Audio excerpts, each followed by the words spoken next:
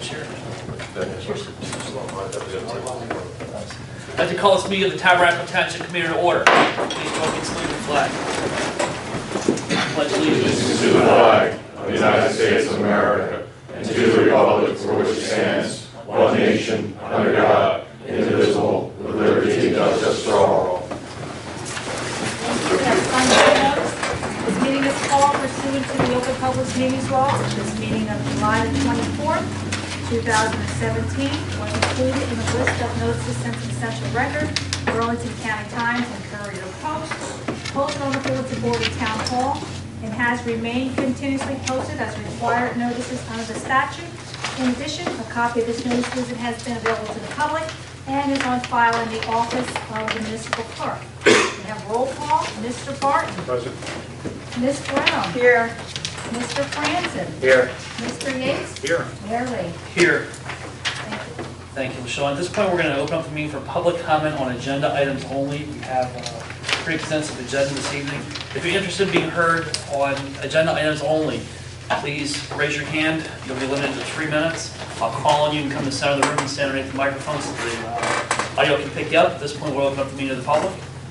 Mr. Brooks.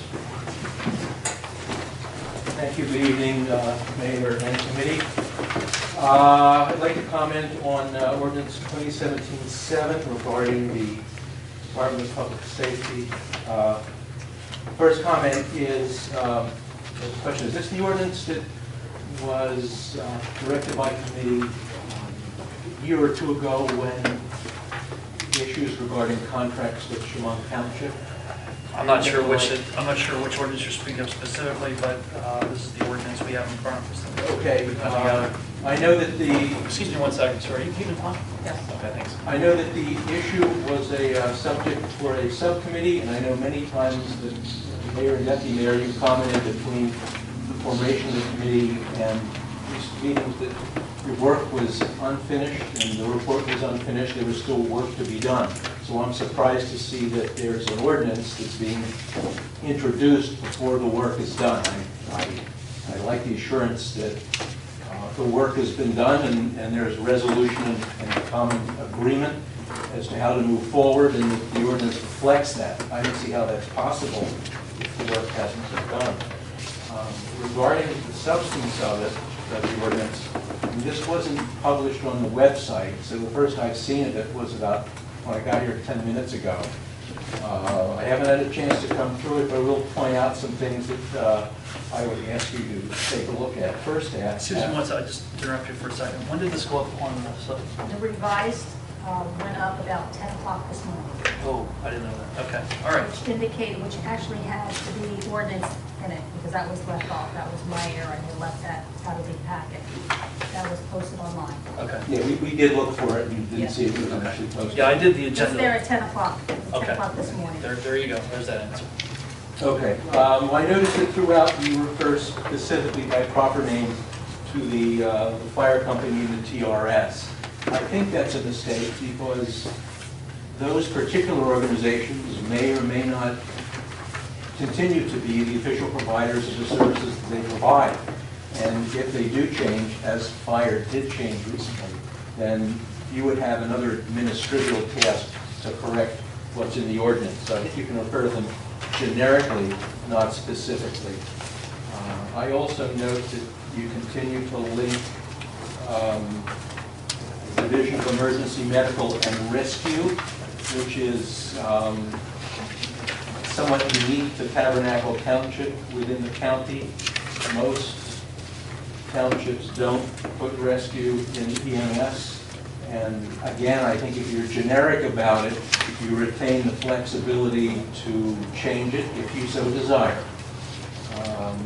Last, perhaps most important, I would like more discussion and explanation as to what the Public Safety Director does. I read that the Director is responsible for organizational and administrative control.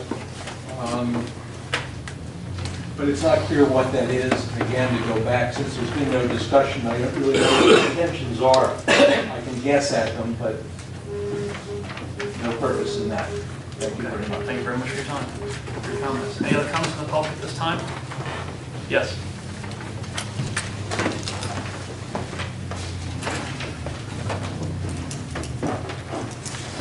Good evening, everybody. Brandon Brooks, 78 Moore's Meadow Road. A couple of things and comment on this ordinance. Resolution 2073 to the temporary office clerk is for Susie naming Susie Costalis. Is that a position that's going to begin right away, immediately? We're not sure at this time, but Okay. it could potentially. Okay, so she's just coming back to work, and how long is this temporary position for? And when you say temporary, what does that mean? Yeah, as needed. Okay, and who do you envision her covering initially? Do you have any plans on that? Yeah, at this point, she would be replacing Natalie. But as I said, we're not exactly sure. She could replace anybody for that matter. It doesn't need to be Natalie. It could be Lisa. It could be, yeah, it could be LaShawn. It could be anybody. We could potentially have an issue where we need to have someone to come in. The problem is that unless we appoint someone to fill a position as needed, they can't serve in that position. So it could be Natalie, it could be Lisa, it could be LaShawn, it could be Margaret, it could be Doug, it could be anybody. So we need to have that appointment done before it happens in order to be able to put that person in that spot. Okay, well, it's good you come around to that position. The old business regarding the Public Works Subcommittee report, what are you going to be discussing, just as a quick overview of that? We'll see when the report is submitted by the chairperson. Oh, okay, so the chairperson's going to be doing the report. That's correct. The other thing about the ordinance, it's great that it went up at 10 o'clock, and I really don't want to be picky about it, but not everybody gets back to their computer, and so it's really tough to follow it. It does seem a little bit, even if it was up at 10, it's still introducing something you haven't talked about for a really long time. Maybe you could wait just a little bit longer if need be before you adopt this. Take comments. I know you heard a few from Mr. Brooks. Take comments and see if there are modifications before you publish it, because if changes do get made on second reading, then you may have to republish, and that costs us money. So it would be great to have that full conversation about the public safety director and the department before you actually go to first reading. It's a normal process for doing that. Some of the other questions that I have, is this a full-time position? Is it a part-time position? There's nothing in the ordinance, I don't think, and I didn't really get to read it because it was I first saw it tonight. And do you spec out the qualifications? I know when I perused it, I thought I saw something about the qualifications, or not the qualifications, but something about the public safety director. But again, that's unclear. And are they going to be spelled out in this ordinance, the specific, like all advertisements? And is this a paid position, this public safety director? Is it paid? I can tell you that we have, I can tell you, first of all, I don't want to get into a lot of detail about the ordinance because the committee hasn't even had a chance to discuss it yet. Oh, okay. So I will tell you that we do have money in the budget for this position. Okay, and, so that was the money that was, the 10 grand or something that was put in. That's right. I think in the spring, okay. So you're going to be having a fuller conversation about the ordinance That's up tonight? That's up to the committee. Okay, Depends on what the committee wants to do. okay. Very good, thanks a lot. Yep. Any other comments from the public at this time? Seeing none, we'll close the public. Need a motion to approve the bills, please. Second. Mr. Franzen and Mrs. Brown. Thank you. Roll call? Mr. Gordon? Yes. Ms. Brown? Yes. Mr. Franzen? Yes. Mr. Yates? Yes. Mayor Lee? Okay. At this point, I'd like to introduce Susan Cohn from Atlantic City Electric and Ken Mosca, the Public Affairs Manager from Atlantic City Electric. As we all know, Atlantic City Electric is a really important part of our lives, everybody's life. And Tabernacle Electric is going to be doing a presentation this evening, so without further ado, I'd like to introduce him. Thank you, Mayor Lee. Thank you, Township Committee. Thank you for inviting us to be here tonight to talk about the important work that Atlantic City Electric is doing to improve reliability across our entire service territory. And one way we're doing that is through a Power Ahead program that was announced a couple months ago, and you expressed some interest in hearing more about. More specifically, we want to talk about the reliability improvements that we're doing right here in Tabernacle this year. So tonight I'm accompanied by Sam Holder, who's a distribution engineer, Ryan Watkins, who's a supervising engineer, and Ken Mosca. I'm going to ask Ryan Watkins to come up and present to you an overview of the Power Ahead program, just a real quick overview, and then really go into some of the details of the work we're doing right now in Tabernacle for reliability. Brian, give me a favor, if you could see on the right about where that third Sure. seat is. There you go. Well, Sean won't be offended if you don't look at it. It's for the benefit of the public. So thank you, Mayor and Committee, for having us. I guess we wanted to kind of show you putting a lot of investment into this Power Ahead program. I kind of want to show how it helps you kind of not necessarily directly, but indirectly. So what the Power Ahead initiative is, it's a 5-year program that's designed to improve our storm resiliency, not necessarily just from the small thunderstorms that came through this weekend, but more on large scale, the big storms, we call them the derechos, the straight line windstorms, the hurricanes that come up.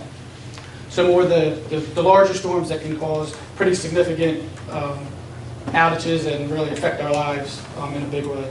Part of what the program entails is system automation and remote control, which is having our system automatically detect where outages are, restoring customers that it can, and isolating the fault.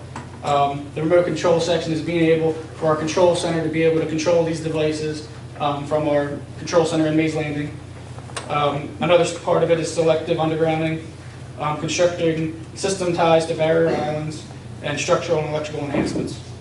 So a lot of it's really to avoid the long multiple day storms that kind of hit us all hard.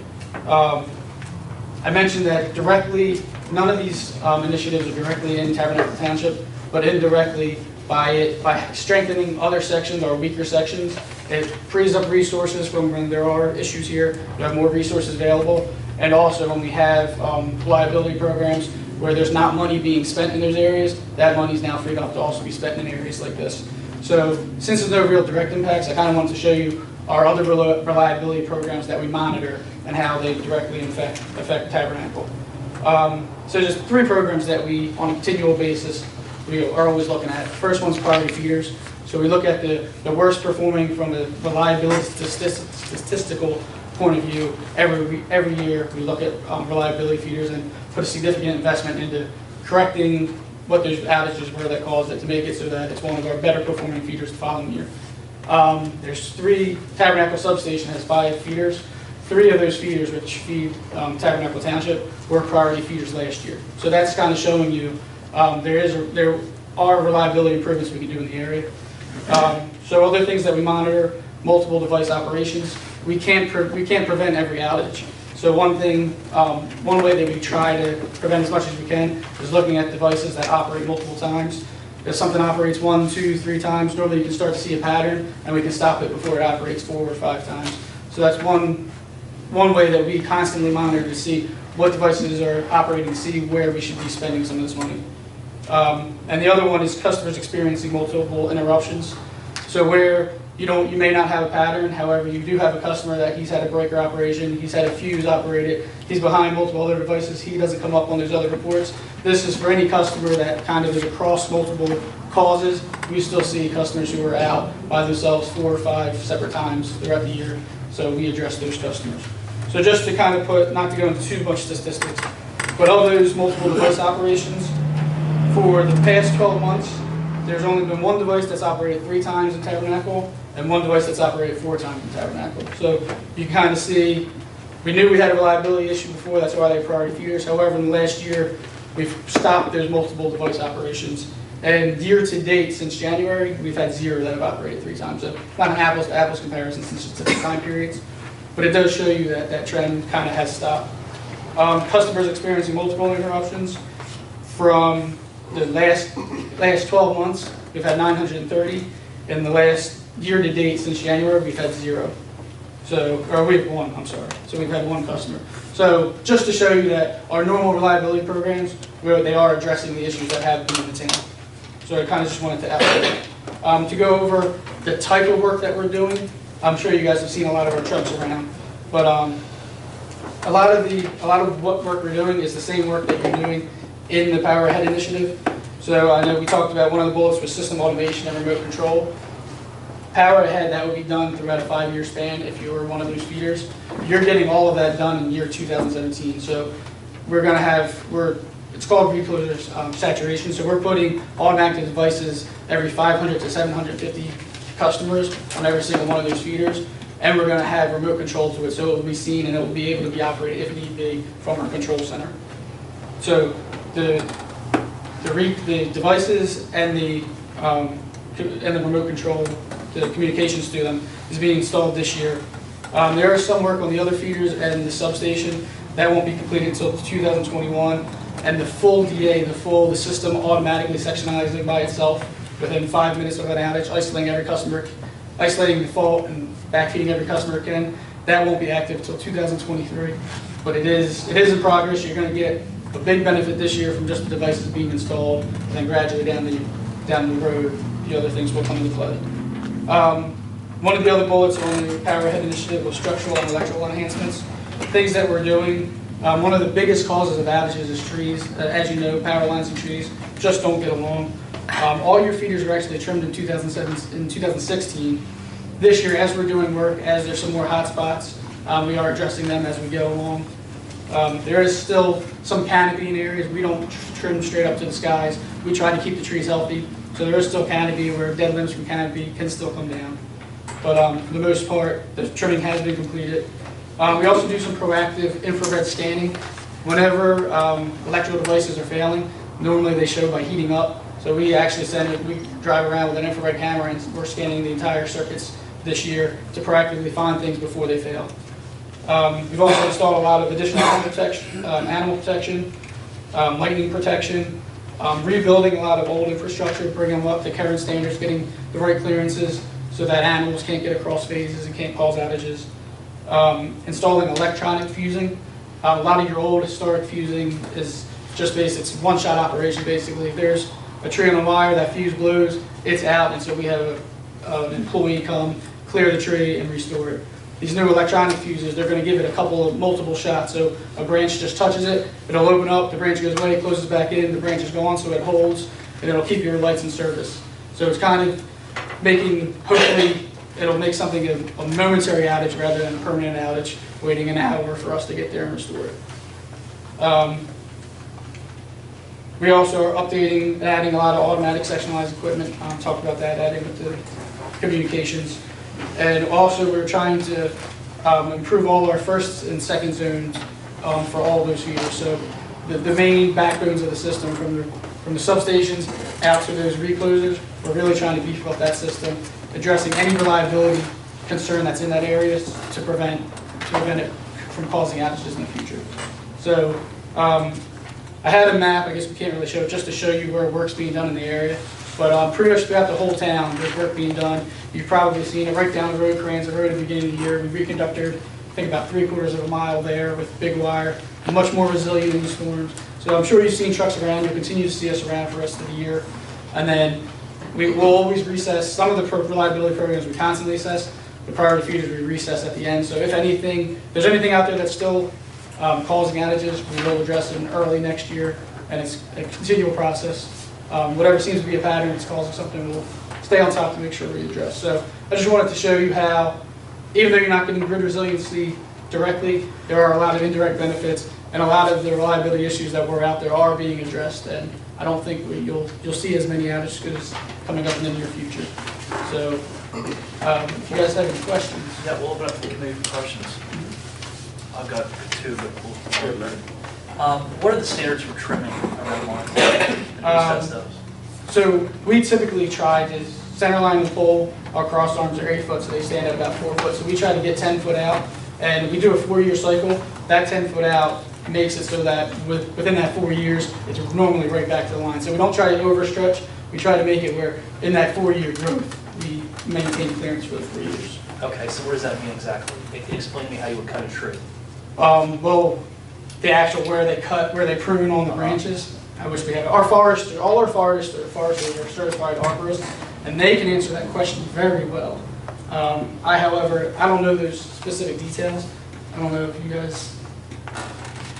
No, not, well, they use directional trimming, one of those types where they don't do the lollipop, they don't cut off half a tree, they really try and create a wedge in the tree. It doesn't always look pretty, but they say that's the least intrusive to the tree's health, and it creates that clearance that then goes back in.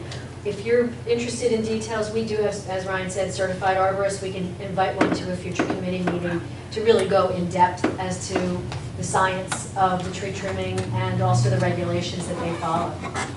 One thing I can tell you is that along Route 72 in Woodland Township, actually going east on Route 72 specifically, that was trimmed probably a year or so ago. And I don't mind telling you that was absolutely awful, because what had happened was the tree was cut halfway up and there was a certain level that they stopped.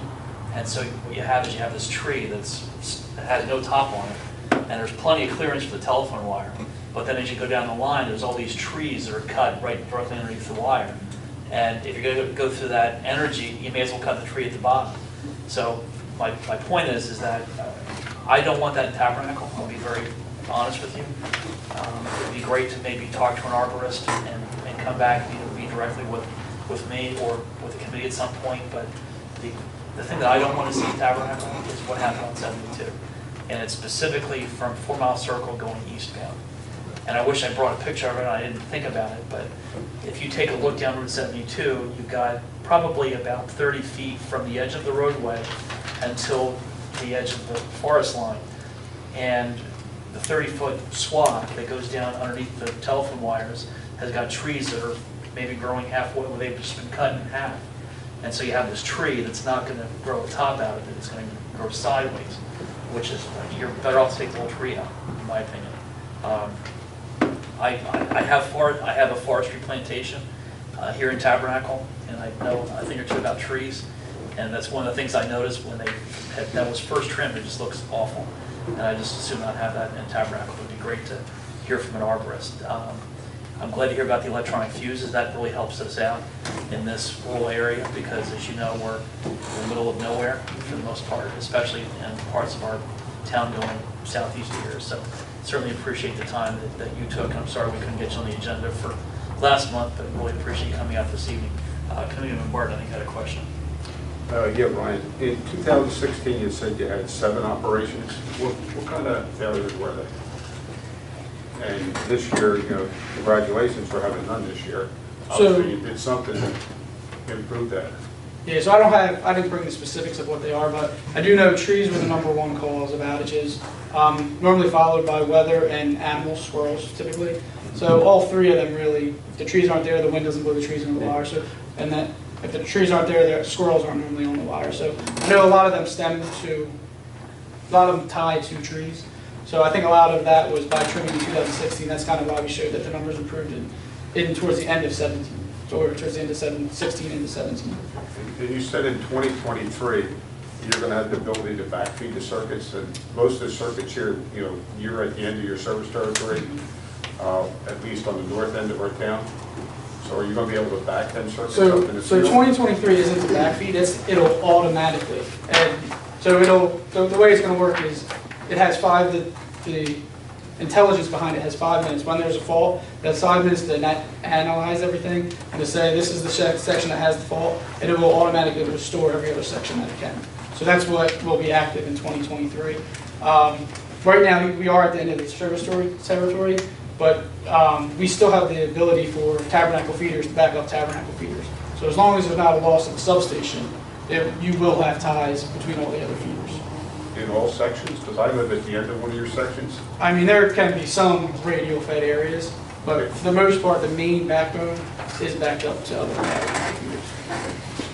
And I commend you on your tree trimming program. The year that we had Superstorm Sandy, you guys had just been in Tabernacle. And you did your 4-year cycle, and we had minimum outages during Sandy because of the amount, I believe it's because of the aggressive tree trimming that you did. The lines were clear from the trees, and it did serve us well. So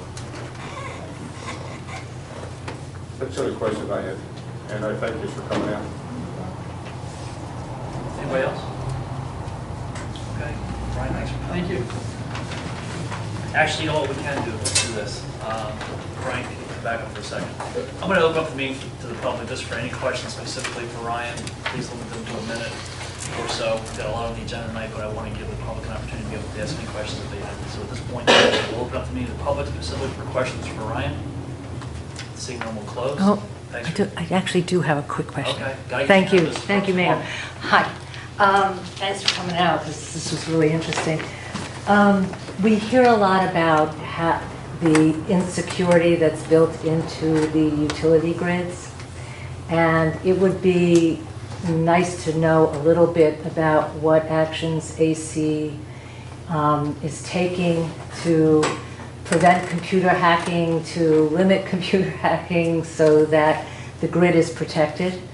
Are you able to comment at all about that? For a little. So as you guys know, we just went through a merger. So we're part of Exelon, which is really one of the biggest utilities in the nation. So they're kind of leading, or a big part of that conversation on how we do make ourselves, I guess, prevent ourselves from being susceptible to that hacking. And I mean, I don't know if you have any specifics, but I mean, really a lot of it is just the keeping our security from perimeter access, from electronic access. Everything is, I guess, locked down as tight as it can be.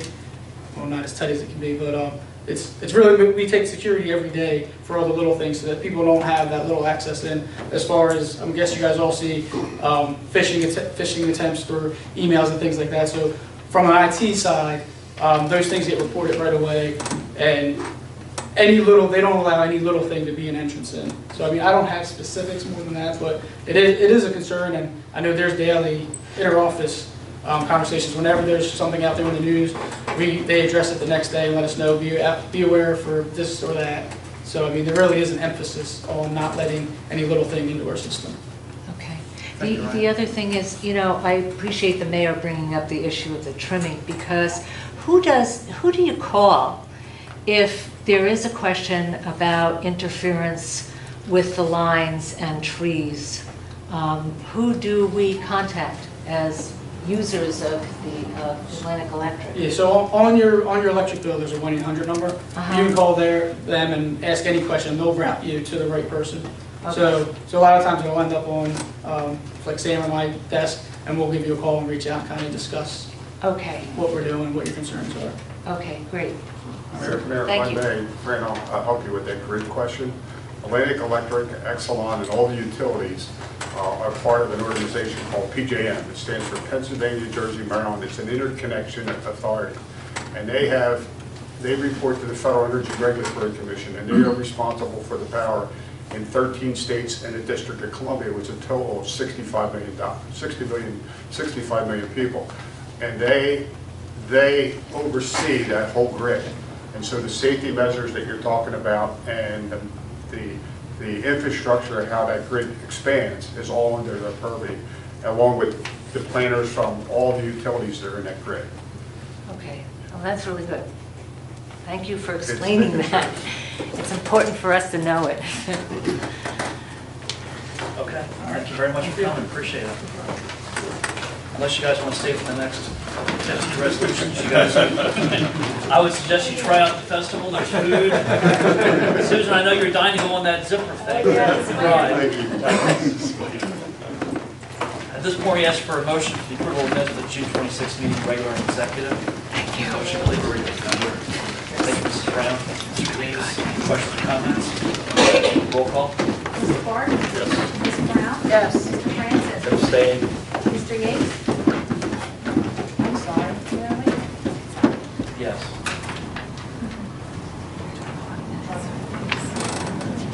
Next item on the agenda is a first reading for ordinance 2017-7, ordinance of the Township of Tabernacle, County of Burlington, State of New Jersey, designated officially creating a Department of Public Safety and the position of Public Safety Director in the Township of Tabernacle, Public hearing date for this will be August 28, 2017.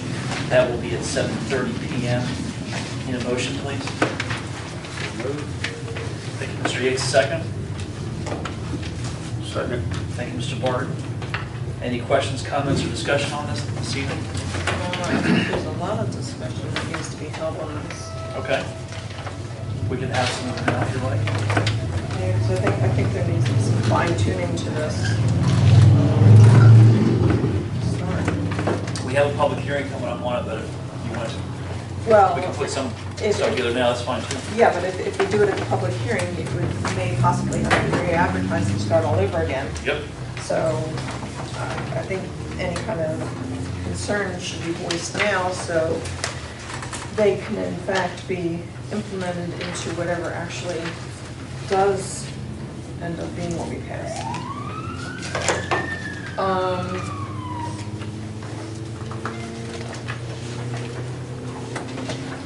In here, we are creating a public safety director, and we all know it's going to be paid, but there should be an indication that's going to be paid as passed per salary ordinance. There needs to be some kind of indication that it's a paid position, I believe. Peter? Yes? No? Anyone? Yeah, hang on. My copy's disappeared. Do you have my copy? You have it right I know. That's not mine. Behind there? Huh? No, that's trash. I'll tell you, I'm killing more trees. That's so they don't get cut down. Anyway, I've got, it's in here. Here, fair enough. Thank you, Mrs. Brooks. I just had. You are welcome. Sure you don't take, you didn't take it? Joe. No, but you can take mine if you'd like. Sorry, Kim. I had notes. Did I give them to you?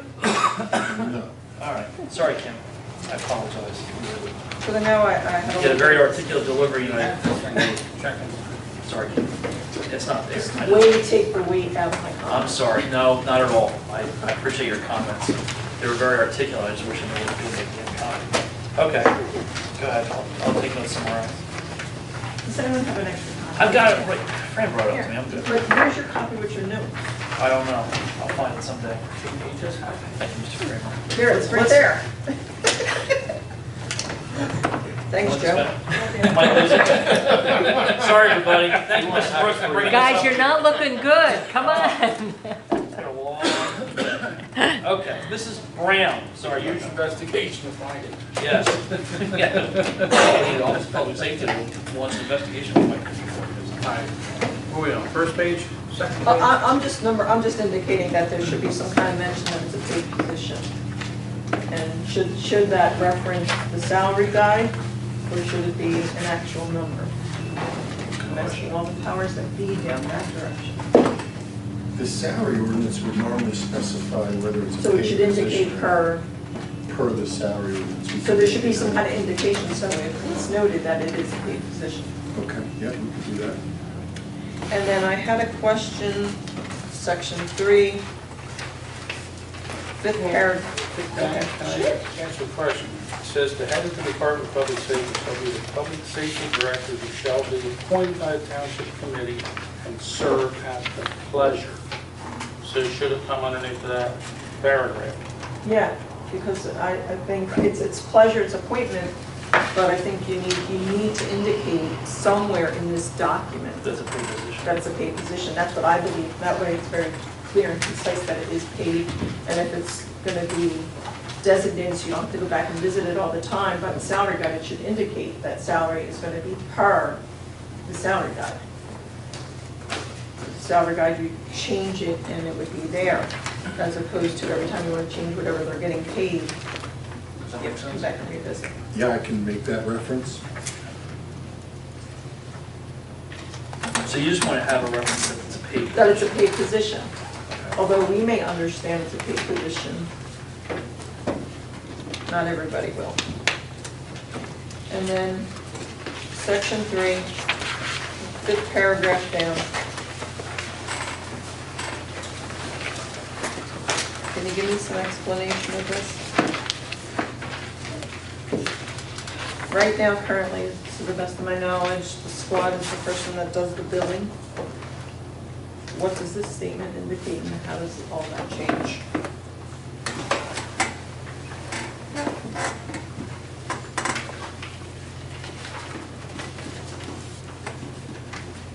Do we read it to you? I can read very well what it Okay, read it. says. I'm asking you, right now, the squad does the billing. This seems like it's contradicting what is currently going on. Well, what is, Don't read it to me. what, I'm trying to answer your question. The Tabernacle Township Department of Public Safety, in order to support the provision of emergency services and the volunteer companies serving the township, shall bill for ambulance and transportation and other services provided by the emergency service entities operating within the township. The part that I think that we need to include in this is that this needs to be administered by the TRS because the TRS has a billing number. The township does not. And so this has to be more of a partnership than anything else. I Okay. think the process of doing billing, that should not change. The other thing I think is important to note is that the billing process has to be done in a partnership with the emergency squad. The township can get a billing number, but it's a very long process. The rescue squad has a billing number, so they have the ability to be able to, and it's only through Medicare specifically. That's what Joe and I learned from the continued work on the Public Safety Committee. So,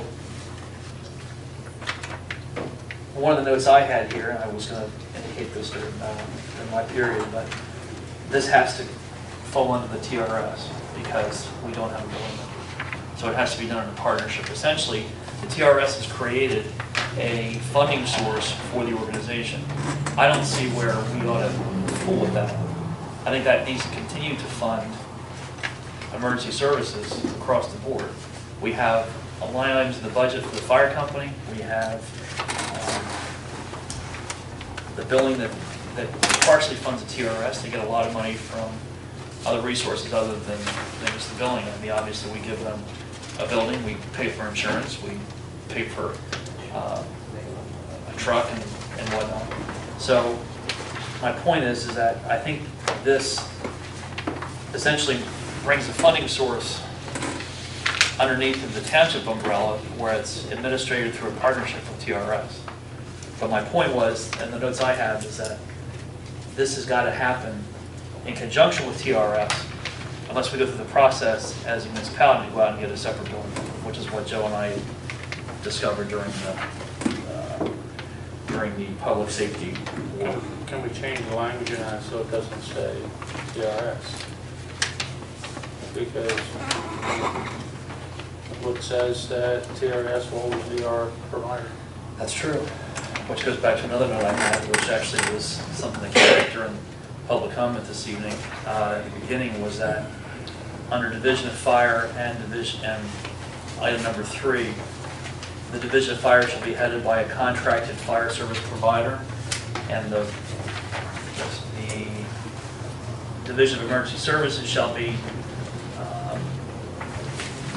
administered through the contract with a rescue and ambulance provider.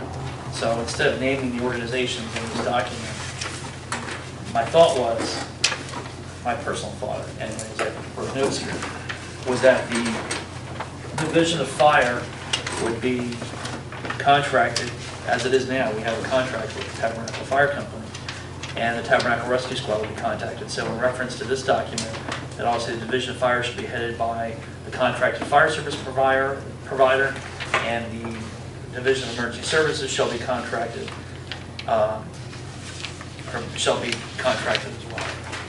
Does that make sense?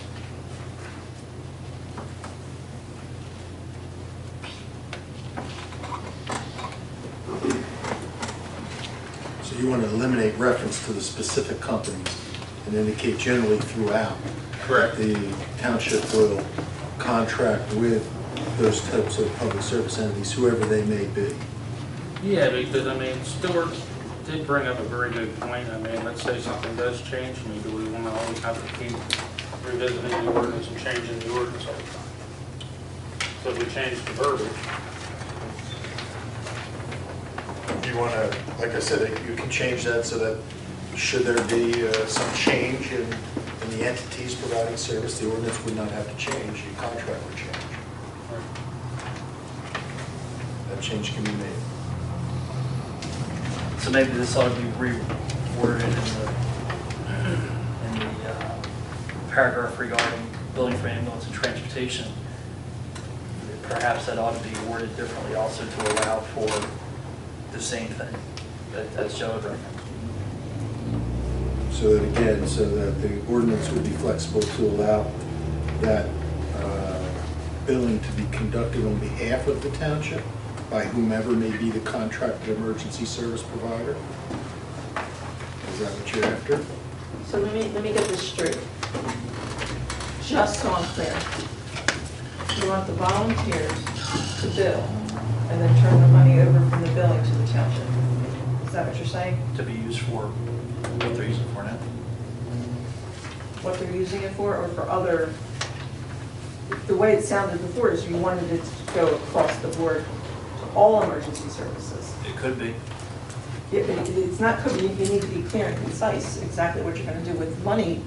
If you're just going to bill and expect it to come back to the township, it needs to say it expects to come back to, you need to be concise with the money. You can't, I don't believe, in my opinion, it should be vague. Well, let me ask you this then. Let's say, for example, that you have a fire truck, 4312 as an example. Let's say 4312 that we have a catastrophic loss with the truck, someone drives in the lake or whatever, and we haven't got enough money in the line item budget to be able to pay for it, and we can't get a bond ordinance passed. Do we need to put it into an ordinance to say that do we hand tie the rescue squad billing source for money to be able to pay for another truck if we need it? I don't understand. That wasn't very clear for me. What I'm saying to you is, to me, this is very vague. On the surface, it sounds like the volunteers go out to do the service, they do the billing for the township, and then they turn around and turn all the money back over to the township. That's what that sounds like when I Well, read that's that. not the case at all. But that's what you know it to be, but that's not the way it reads. Well, then rewrite it.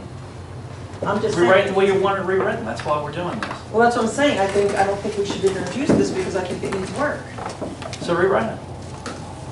I didn't introduce it. I'm just saying it needs Well, we're all to be introducing it, clear. actually. It's introduced by everybody sitting at the table. If you can either vote for it or not. I'm just saying we need to be clear. If we're going to bill, if you're telling the volunteers to go out and do the volunteering, go out and do the billing, and then you're saying, by the way, give me the money for what you've just done. It's used for the service they provide now. Wait, it doesn't read that way. Then rewrite it. Write it however you want. I don't care. Rewrite it however you want. Is that I guess my question to you is, it's hard without having something here, I mean, we've had this since last Friday, at least. Well, I think you kind of know the circumstances why I was unable to look at it last Friday. Well, I'm not questioning that. I'm just at saying. all. I'm not questioning that at all. My point is that if we're going to give direction to Pete to make modifications to it before we have the public hearing in 2 weeks or whatever it is, a month from now, we got to give him a little bit of direction about what we want to accomplish from this paragraph. So, what do we want to accomplish from the paragraph? How do you want to reword it? I don't know what your intentions are. Well, I'm not. If you think I'm trying to, I don't know what the paragraph was intended to mean. well, let's be really clear about this. Okay, we have a line item in the budget for the fire company, right? We also have the rescue squad that gets funded by us from our budget, in addition to the insurance we pay, in addition to the building the taxpayers paid for over here on New Road that we have a bond on. We also they're also taking in income from the building, which I think is a genius idea, because what it does is it provides you a straight funding source for the organization. So my point is that with this verbiage, I don't see a reason why we should interrupt that. You have two funding sources for public let me finish, please. Sure. You have two different funding sources for a public safety emergency services. which you don't have in other townships. Not only do we have strong volunteers, not only do we have strong funding sources, but we have people who are willing to go out and do something I would never even dream of. And we have 2 funding sources, so why screw that up? Are you expecting me to sit here and say, I'm going to take this money and go buy a dump truck with it? No, I'm not. I'm not saying that at all. What I'm saying is that we have 2 funding sources.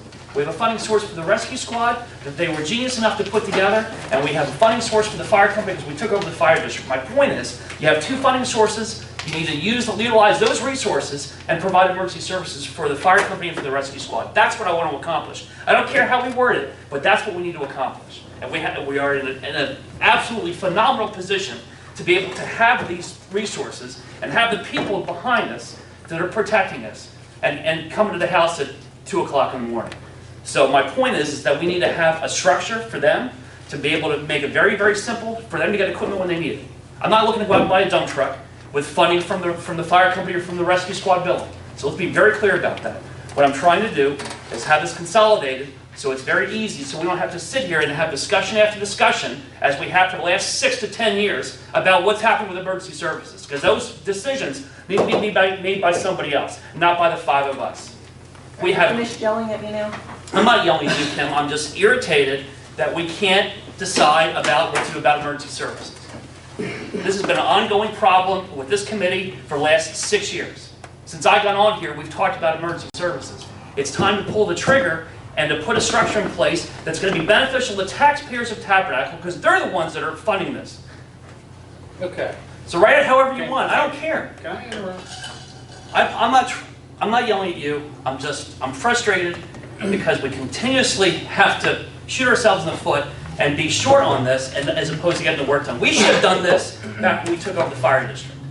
But for whatever reason, we couldn't pass the ordinance at Pete Road. Initially, we had to change it. But we should have done this when we took over the fire district, we didn't do it. Okay, the way I'm reading it is this is saying that the public safety director, which basically is the township, will be doing the building. That's the way I read it. I'm just saying, that's how I'm reading it. But if you remember earlier in our conversation, we need to change this because you wanted to add TRS. I'm saying what happens if TRS is not our provider? I wasn't saying add TRS. Stephen said that. I just said it needs to be more clear. It's not clear. It's vague. It sounds like the public safety director's doing the billing because he's the person that's going to decide how much is going to be billed for what. It says it right in that paragraph. So how am I being vague and being difficult? I'm just asking for clarification. That's all I'm asking for, and I'm getting a rash of crap over it. So write it however you want. They can be as specific as you want. That's why we're here. I said that 10 minutes ago. Be specific what you want to have in there. Well, like you said, we've already applied for billing. Are you did? We haven't applied for billing. We researched. I should say research. I researched I'll send that statement. Okay. We didn't, on paper, apply. No, we did not. But we have researched it. Okay, and there's quite a bit of a waiting period. I mean, it's like a freeze on that. But let's say the township does. And it's not TRS. Okay? Well, do we give whoever the money, all the money, and say, here, it's yours. We'll bill it for you, and it's yours? Or do we put verbiage in here so that the township has control as to how much each department gets? Because right now, this committee's in charge of the fire district, or the fire company. We control their budget. They give us their wish list, and we either say yay or nay. Well, personally, my opinion, it should be the same way with emergency services. This township, or the public safety director, should say, what do you mean you need a new ambulance? That thing's only 3 years old. That's, to me, that's where the verbiage needs to be put in here. But it should be the dog wagging the tail, not the tail wagging the dog. So what happens? Let me ask you this. Let's say, for example, you have the TRS goes defunct. Not that I envision that, but I don't see how that could happen, or the fire company for that matter, but for argument's sake, what were to happen if we had to go out to a contract with somebody else to provide ambulance services? Because I'm looking at this from a long term, I mean, I don't want to be revisiting this a year from now. Neither do I. I don't want to have So- to revisit this 5 years from now either.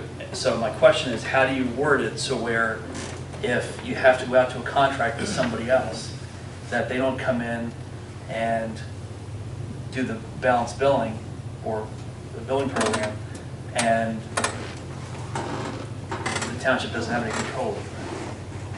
I'm not sure you can do that. I'm not sure you can, but I'm not sure you can do that. It That's a probably question would for be an me. RFP, and it would be a paid service, and it would cost you. Whatever the amount was. I know other municipalities have done it, and it's unfortunately got an ambulance. But I know that you can take that billing money from a contracted, They wouldn't be billing, because you're already paying them. that's right, that's a good point. And the only way that they can bill now is because we give them $40,000.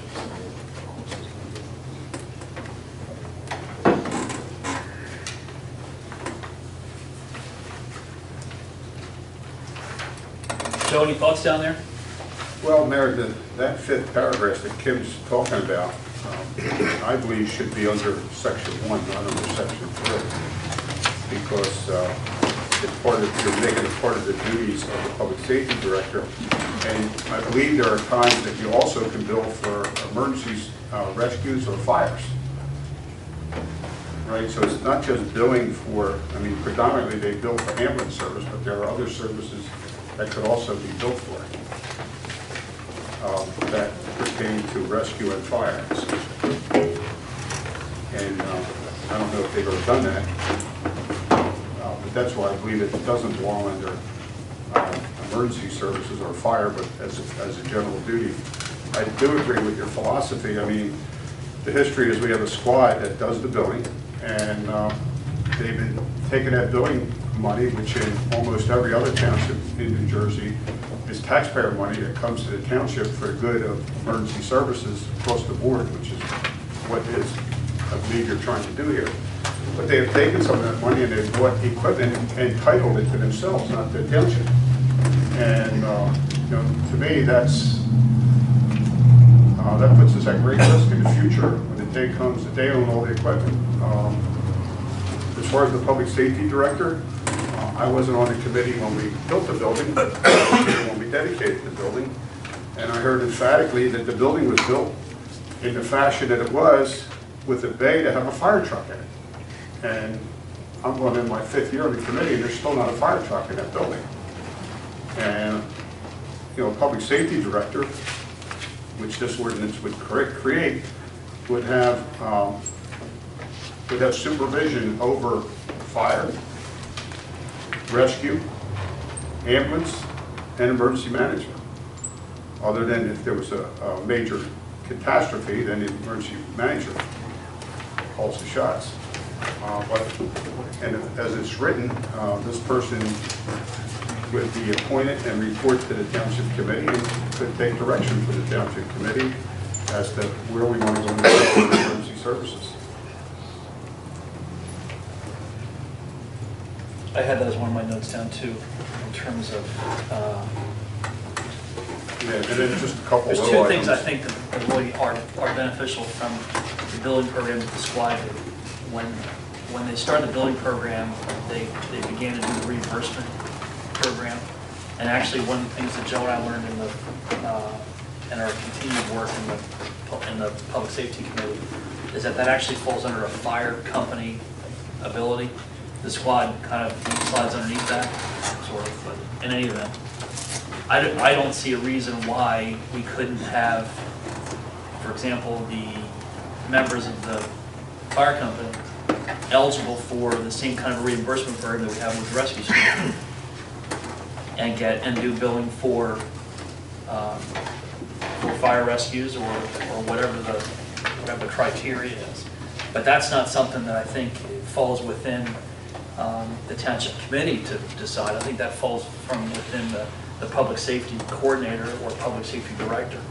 The other thing that I think I was really kind of concerned about was that Colonel O specifically is our Office of Emergency Management. One of the things that he told me at one point was that when you have a public safety director in the traditional sense and you have a Office of Emergency Management director in one sense, that they don't always see eye to eye, and I don't want to put ourselves in that position. I think this has got to be tailored to be able to fit what our needs are, and we frankly have two organizations that work very well in terms of their own entity. They're well funded. I just want to put a fine-tooth comb through it to be able to have it streamlined to where we know when they're coming for a report that you have someone else that oversees the operations, and we're not in the middle of the decision-making process from one meeting to the next. So one of the other things I wanted to make reference to was the report that Doug has done regarding the financing. I think a lot of that has got to be gone through for us to really have some more information in terms of decision-making. The other thing I want to mention was why do we have tobacco products under both sections? Is that something that's standard? Are we not allowed to smoke in a dump truck on a, is there no smoking at all in township? Like, do the guys smoke over at the? Okay. So that says, well, there's a section, did you read this? There's a section here about members, volunteers, and employees may not use any tobacco products. Is that That's standard for a public building. got it, okay.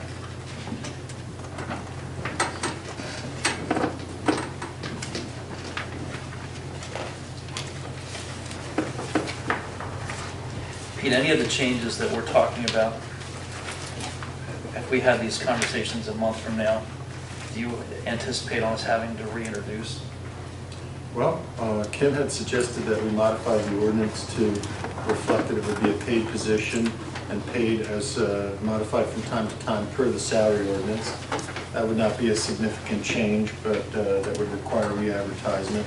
Did you want me to include that in any subsequent draft? I think there was a general consensus to do that. So I would be making that change from the beginning here.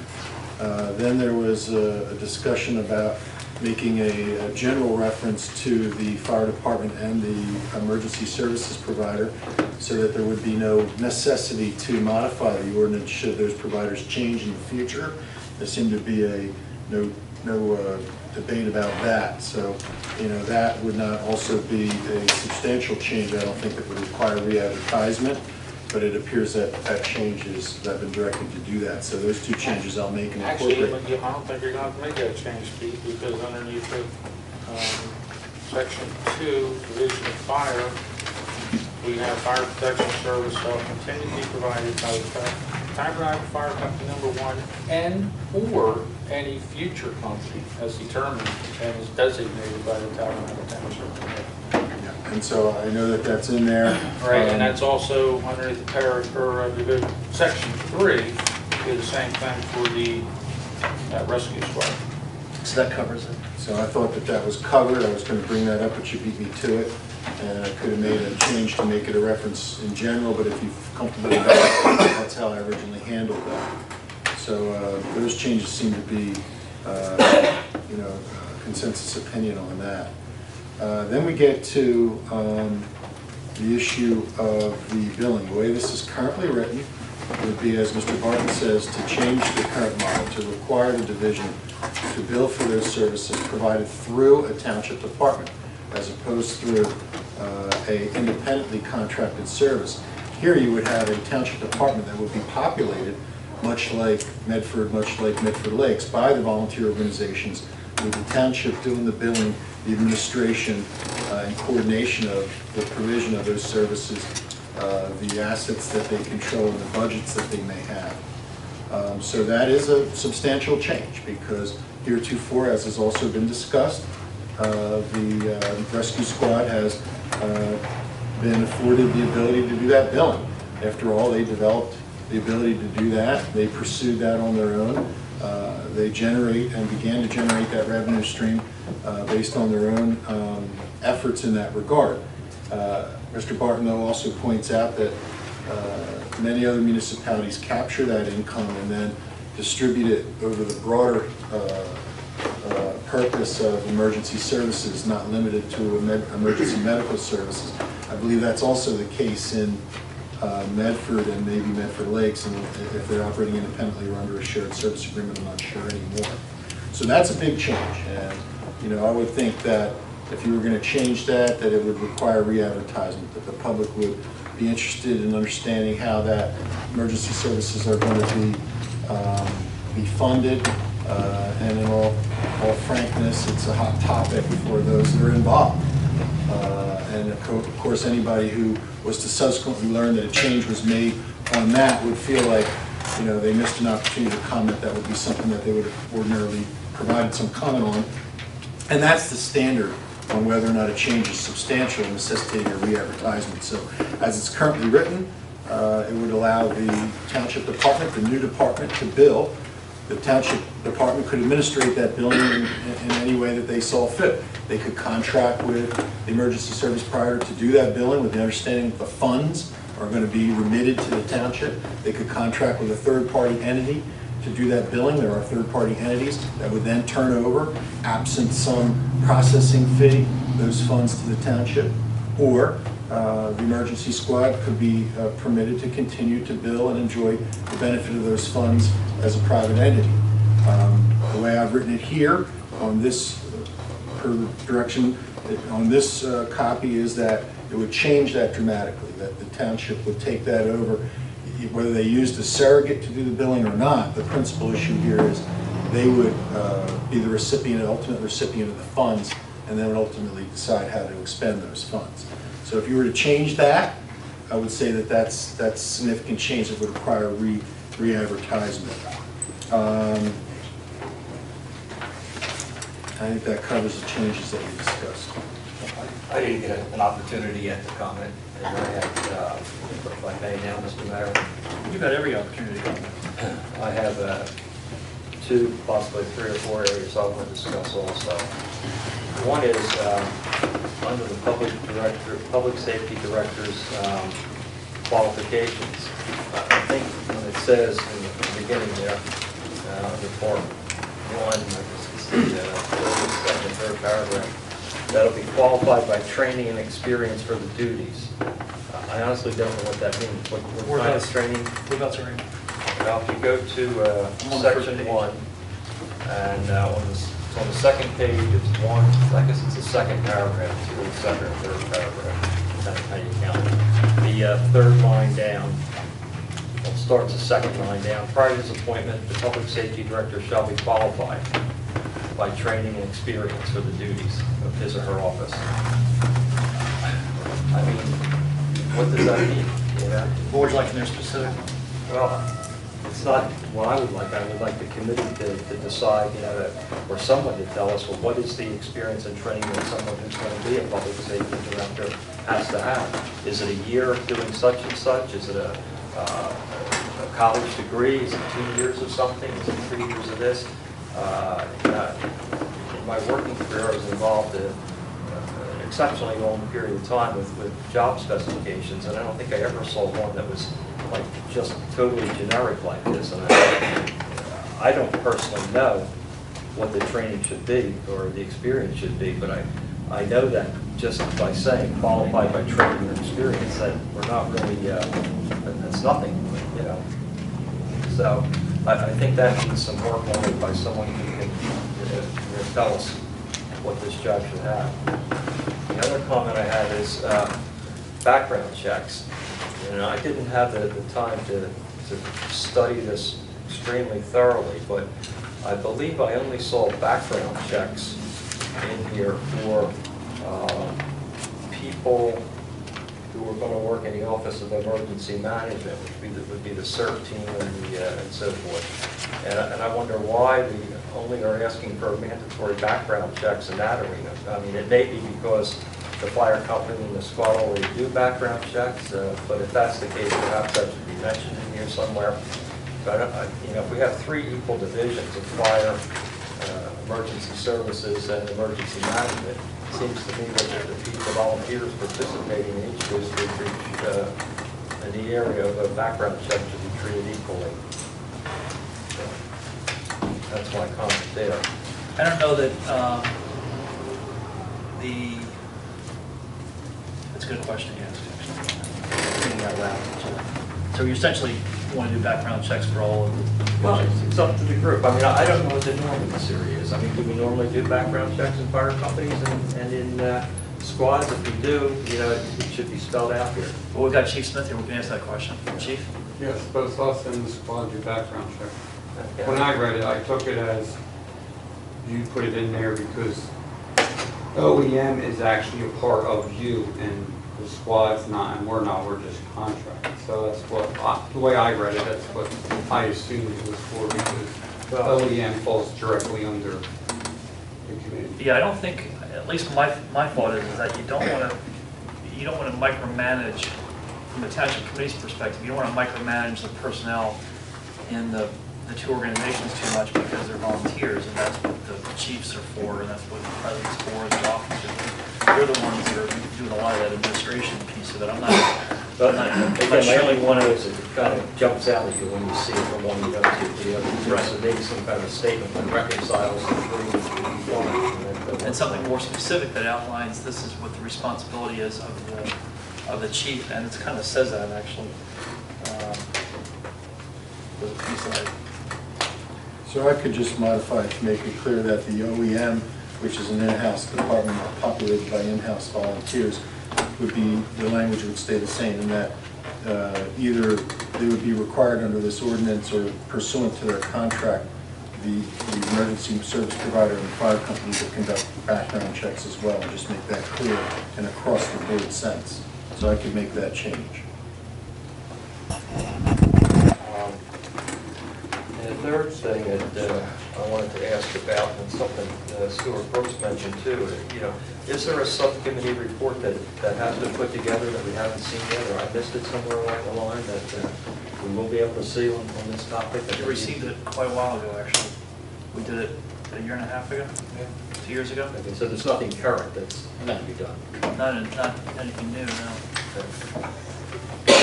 Now, this isn't anything new. We've had a lot of extensive discussion about this position. In fact, you may recall when we took over the fire district, we had a document very similar to this, which a substantial portion was taken out. I mentioned it because it was brought up.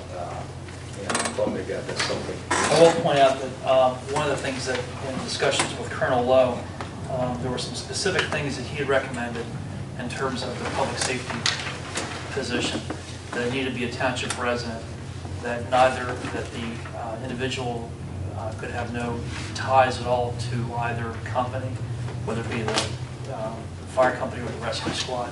The other thing specifically that he had mentioned was that they needed to be a township resident because I believe the Office of Emergency Management, and correct me if I'm wrong on this, but that position has to be held by a township resident, so that's statutory.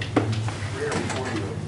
I think it's 3. It might be longer than that. 3 years. Yeah. 3 years. So the idea was that it would mirror. Anyway, that was one of the things that he had specifically indicated it had to be a person from within the township. My last comment has to do with the billing. I think a lot's been said already, so I'll try not to repeat any of that. But, you know, it seems to me the squad really picked itself up many, many years ago when it was talked into or asked to start the billing process. And as I've heard everybody on this committee and probably everybody at the tables up here and even out in the audience say, they do a fantastic job. They get state awards. They can put 2, 3, 4 rigs out at a time. And, you know, it seems to me, and this is, you know, a perception that I have, and I believe a lot of people in the township have, that this group is running very smoothly. It's a well-run group. And, you know, I'm not sure why we're trying to fix something that I don't think is broken. And, you know, and I'll just say that. I know that, you know, 3 of you already disagree with the comments that I'm making. But I, you know, would be remiss if I didn't get out there that I don't think we should be fixing what I don't think is broken. That's my final comment.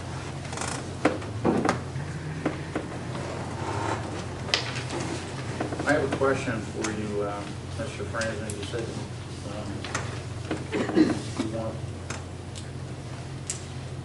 better clarification on the public safety director's experience and training. The way I'm reading this is that their duties are for organizational and administrative control. They have nothing to do with the daily operations of any of the organizations as far as described, the fire company or emergency management. But I understand what you're saying, where it says prior to his or her appointment, the public safety director shall be qualified with training and experience for the duties. The way I'm personally interpreting that is that they have administrative experience. That's how I'm interpreting it. How much do you take a high school principal who's been an administrator for 10 years and say she's qualified? Or do you know, what type of administrative experience? Or, when you advertise for a truck driver, you say you must have a CDL and, 1 or 2 years of experience to drive a truck for us. All I'm saying is I think we should have a similar thing to talk about somebody that we're going to entrust being the head of our, public safety issues. I can't imagine why we wouldn't have a standard to which we would want to adhere to hire somebody. You could probably, well, I don't want it to mean anybody, but you could probably hire just about anybody, given this definition. And I don't think we want to hire just about anybody. I think we want to hire somebody who has the experience that's required for that job. I think it kind of goes back to a point that was mentioned earlier in the second sentence of the, I guess it'd be the second page. The public safety director shall be responsible for the organizational and administrative control of the department and all of its divisions. The chiefs, and at least the way I'm reading this, the chiefs are responsible for the day-to-day operation.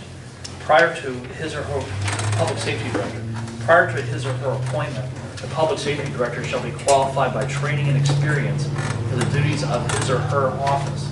That experience is to be determined by the township committee because they're the ones who are making the appointment. We want to limit the township committee in future years in terms of the type of person that they can recommend. If we have an individual that may have a military background, for example, that had some background in specific divisions within the military, do we want to limit what their ability would be in terms of whether we could appoint them or not down the road? Well, again, I think understand what you're saying. I think that the training and experience for the duties of his or her office is determined by the township committee at the time that you advertise for the position. That's something you write into the advertisement for the position, and that's something the township committee would determine at that point. But I'm not sure you need to write it into this document at some point. We probably would just disagree on that. That it should be in there. That's fine.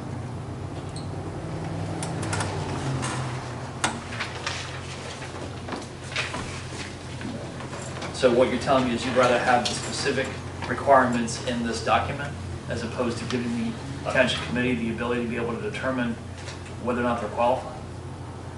I think any time you put together a job description, and especially in the public sector, when you're going to hire someone, there should be expectations as to what qualifications that person has, whether it be 1 year of experience in this, or 2 years of experience in this, or 2 years. If you hire a guy to do forestry whose only experience was clipping, I mean, you would want somebody who's had a year or two of experience.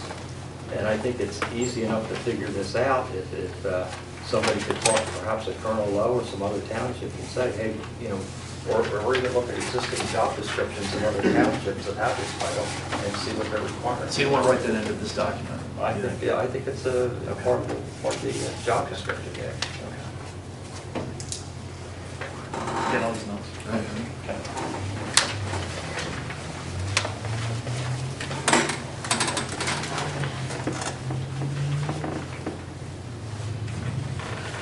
think that you need to get to a balance to where you're not limiting the two organizations from being able to run the way they're running. We've talked about merging the two organizations into one organization and having one company. We've had discussions about that publicly. I don't think this doesn't do that, and I'm not looking to do that. The public safety report specifically talked about the advantages and the strengths of both organizations. What we need to create is an environment to where we know who is in charge of the two organizations. We need to know who the people are that are in the two organizations. We need to know what they're doing and have somebody else in between us and the organizations dealing with any issues that the two organizations have, with allowing them and giving them the freedom, the ability to be able to run as efficiently as they have run. There's no way I could get on a structure truck over here in the firehouse. Power wagon, different story. But I'm not qualified to be able to say, okay, I think you should buy. We've done it. We bought fire trucks. But I would rather have somebody else in place that has experience that you're making a reference to that we need to outline in here, to be able to come to the committee and say, okay, I've met with so-and-so and so-and-so, and this is what we did, and here's how we did it. And we kind of do that a little bit, but I think it can be a lot better. I think, for example, if you have, it goes back to the billing piece. I mean, if you have the rescue squad and the fire company working a little bit more in a collective way, to where they have the public safety director that they are kind of report to, they can have a subcommittee within the like a subcommittee within the organization or within the department, for example. And both organizations can have representatives that sit there and go through issues on a monthly basis. One of the things that we learned during the public safety I don't want to say investigation, but the work we had done, Jamie specifically had said that it's important for us to sit down on a regular basis and have a meeting and talk about what's going on. And they don't do that now. This provides that opportunity and provides that vessel. That's what I think this person would be doing. This person would be a conduit between emergency services and the two organizations that we have and us. And it would all happen in an office somewhere else. It wouldn't happen in the middle of a township committee meeting. Any issues that would happen within that particular department. It's no different than public works. It would be no different than the office over here with the construction office. The issues are happening there. We have a report. The reports are outlined by the public safety coordinator or director or whatever you want to call them. That's what I'm looking at. That's how I'm perceiving this, and that's what I'm trying to accomplish, or one of the things I think we ought to try to accomplish by putting this together. Well, I'm not arguing the overall concept. It's my comments are based on specific findings and specific areas within it. And I want to apologize for yelling. I wasn't yelling at you directly. But I'm frustrated because we continue to have the same conversation over and over and over again, and it's time to put something down and to have a structure that allows not only us as the executive branch of the government within Tabernacle, but also allows the volunteers to be able to work together and create a position and create an environment for them for not only for us to have an idea what's going on, but most importantly, for the taxpayers to benefit from the two organizations we have financially. The two organizations can work a lot better together, in my opinion, if they have an organization that's structured. But the taxpayers are the ones that have to benefit from this. And I think that we can put ourselves in a position very easily to have both organizations continue to do the work that they do with just a little bit of oversight and some accountability, and also a conduit between us and them. And ultimately, the taxpayers are the ones that will benefit and continue to benefit from that. I think you misunderstood. I was not disagreeing with the entire I was disagreeing with the fact that, and I'll just call this black and white as I see it. We have volunteers on the street volunteering. We're billing for their volunteering. And the way the document reads is, we want the money that you raise by volunteering. That's the way I'm looking at what this says, and that's I can exactly what that I says. can understand that, and that's why I think we can reword it, because my thought is not to take the money and put it in the line item. My thought is to take that money and to turn around immediately and put it back into the organization. And include, and have the benefits, like for example, we have this LoSAP thing we do tonight. This is the LoSAP report. Total amount is not on here. 21 something.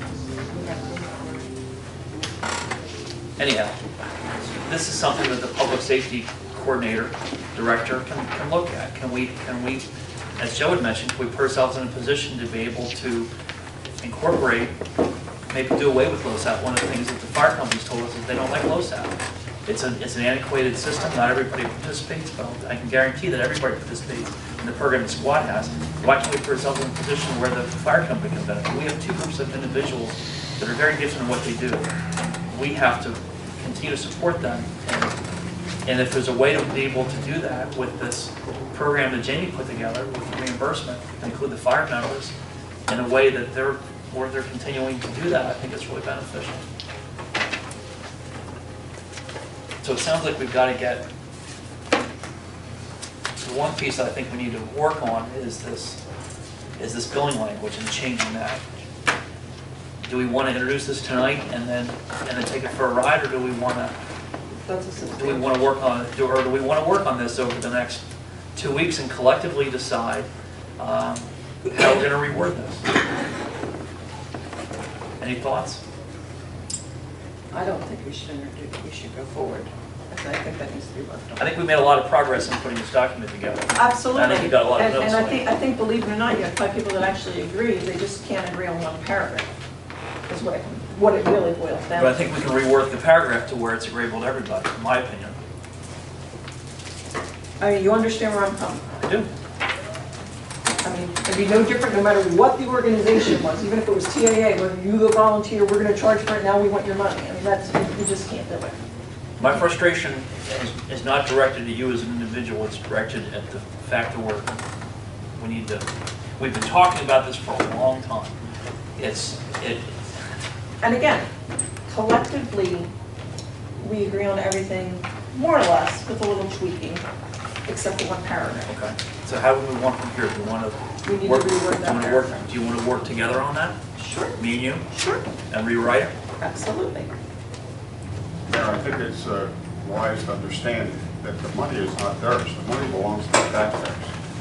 And what I see we're trying to do here is to bring the money back in the realm of public safety and use it to offset taxes for all public safety, wherever that may be needed.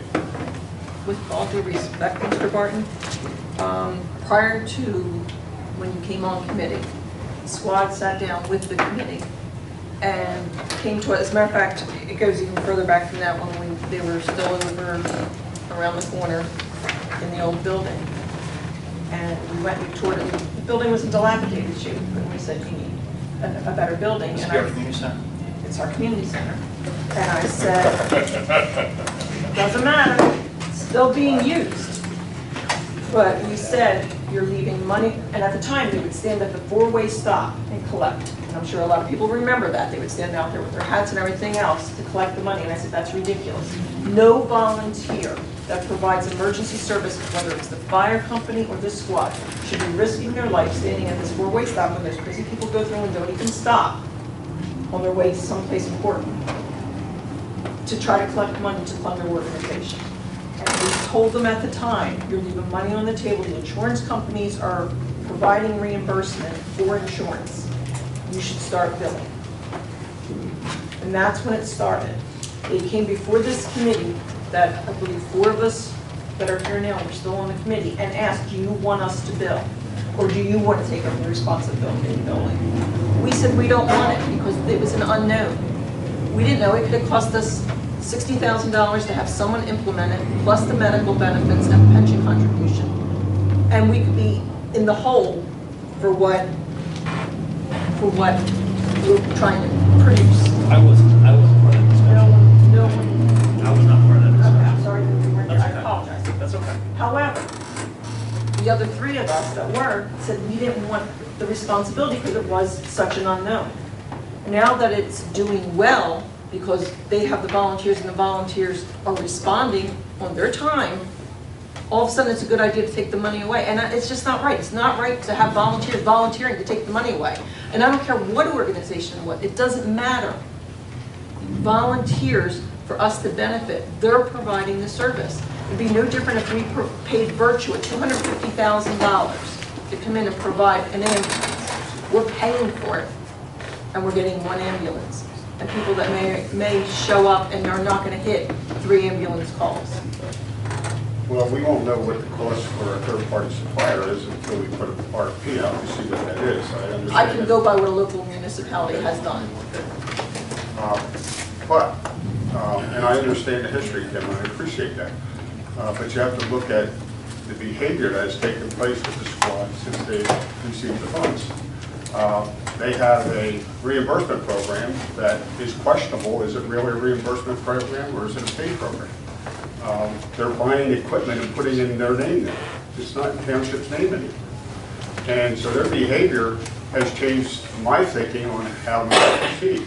And, you know, at that time, it sounded like it was the right decision. At this time, it's one of the only squads in the state of New Jersey that gets to keep the funds and use it how they see fit.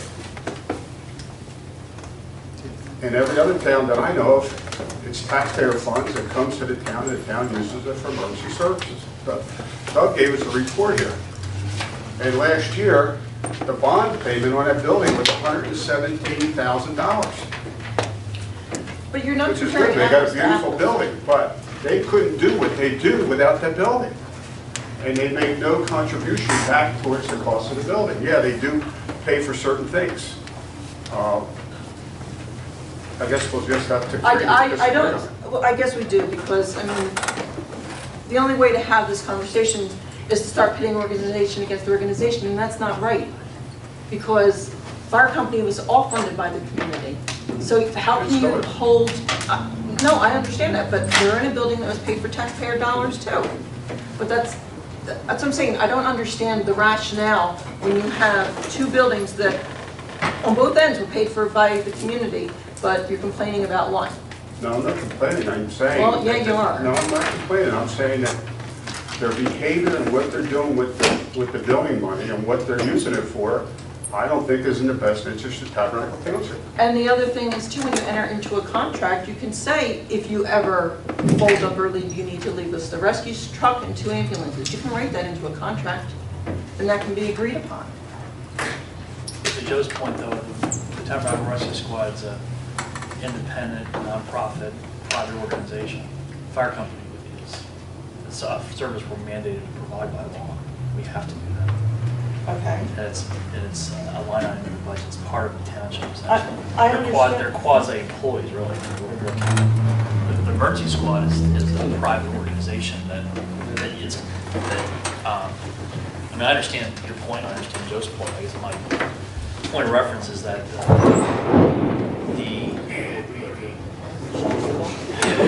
Every year. I lost my train of thought. Anyway, I lost my train of thought. Well, Mayor, if I may, Yeah? how about if I make a motion to table the ordinance, let Peter rework it, but in the meantime, before he reworks it, you and Kim said you would get together and fine tune a couple of these paragraphs. Am I correct in stating that? I can make all the changes that we discussed, none of which were in dispute, except for the paragraph about the billing and who has control of the money, and what would be utilized. It appears that Kim and Steve are going to take a crack at that language, trying to find something that's acceptable and fair to everyone concerned.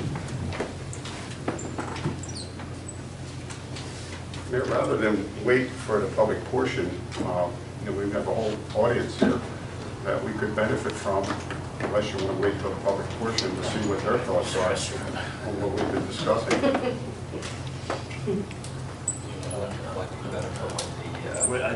Although you actually can. This was first reading, right? Yeah, first reading. We got a little bit of comment tonight. I mean, it's not like people didn't have anything to do. be honest, if you want to do that, we can still take comments during the public portion later in the meeting too. Okay. It's up to you guys. If you want to open up now, we can do that. If you'd rather wait and hear some comments later on in the meeting, it's fine too. I made a motion. I know where you're going. Okay. We got a motion to table, which means that Steve and Ken need to work on some specific paragraphs. Be agreeable to that? There you go. Yes. Okay. Is there a second to that motion? I don't have that yet. I'll Barton, second. Barton did second the motion. I'm sorry, Table? Barton did. No, it has introduced, so if you want to amend the motion. So Mr. Barton, having had introduced and seconded the introduction, the maker of the motion would have to... Which was Joe. Joe? I'll second the extension. Or where we are procedurally... So we need to, go ahead, you want to do it? Is where we are procedurally is that there's been a motion and second on introduction. It appears that the committee may want to entertain a motion that would have to be made by the person who made the motion to introduce, Which Joe just did. to table, which he did, and so if there was a second to that motion, then you could vote on that motion to table. Martin already. I'll second the motion to table. Okay. All in favor? Aye. Well, that should be a voice vote. Okay, roll call? Mr. Barton? Yes. Ms. Brown? Yes. Mr. Franzen? Yes. Mr. Yates?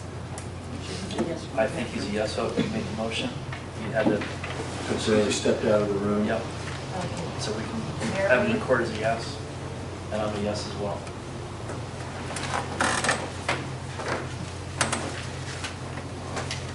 Folks, I just want to say thank you for the dialogue. I think it was very good discussion. Lively, but productive. Including thunder. I'm sorry? Including thunder. Including thunder. Yeah, literally. Resolution 2017-66, the authorization of the refund of permit fee. Thank you, Mrs. Brown. Second, Mr. Franzen. Seconds. Roll call. Mr. Barton? Yes. Ms. Brown? Yes. Mr. Franzen? Yes. Mr. Yates? Yes. Thank you. Mayor Lee? Yes. Resolution 2017-67, authorizing and ratifying memorandum of understanding with the Pinelands Regional Community Emergency Response Team, otherwise known as the CERT. Need a motion? So moved. Thank you, Mrs. Brown. Need a second? Mr. Franz, I'm assuming you're abstaining? You're correct. I need a second from either Mr. Barton or Mr. Yates. Second. Thank you, Mr. Yates. Any questions or comments? I just have one comment, Mayor, and in reading through this, there's municipalities in here, but there's no indication of a shared service or cost sharing.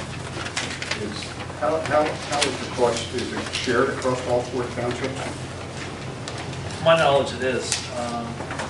Doug, you want to give me anything to add to that? It's a Joe's question.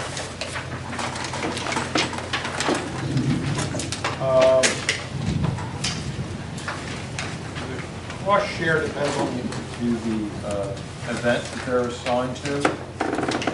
So the expenses for Medford's first night out, which is coming up, they would be handling any additional cost that's in there. Like uniforms, so that they need vests, that they need safety items to perform their function. I believe they divide that up. It is shared. I believe Colonel Lowe said that once at a meeting. He has He did. to, yeah. 100% correct. The agreement doesn't cover that, but there's no specific language to my recollection that talks about that. It's more about the services and the joint operation. So whatever's being handled from a cost-wise is done administratively outside of the agreement. Colonel Lowe is on vacation this week. Otherwise, he would probably, I'm sure he would be here to discuss this. He's spoken about this once before. This is to bring us in alignment with all the other 3 towns that are part of the Pineland CERT. This is a recommendation that came from both the JIF and the county to cover some issues. Any other questions or comments, Joe, or any other thoughts? Roll call, please. Mr. Barton? Yes. Ms. Brown? Yes. Mr. Franklin? Abstain. Mr. Yates? Yes. Mayor Lee? Yes. Resolution 2017-68, appointing the residents to the Pinewood Circle. There's a list in your packet as part of the resolution. Need a motion, please? So moved. Thank you, Mrs. Brown. Need a second? I'll make your second. Roll call, please. I have a comment there. I'm sorry. Sorry, Joe. In the 1, 2, 3, 4th paragraph, it mentions Colonel Lowe by name. Do we need to name him by name in this? He has his title in there? There's a separate appointment that is made for Colonel Love. He's appointed to the CERT in a separate board, or a separate resolution, not on this agenda, but he's appointed in a different, he's not appointed here.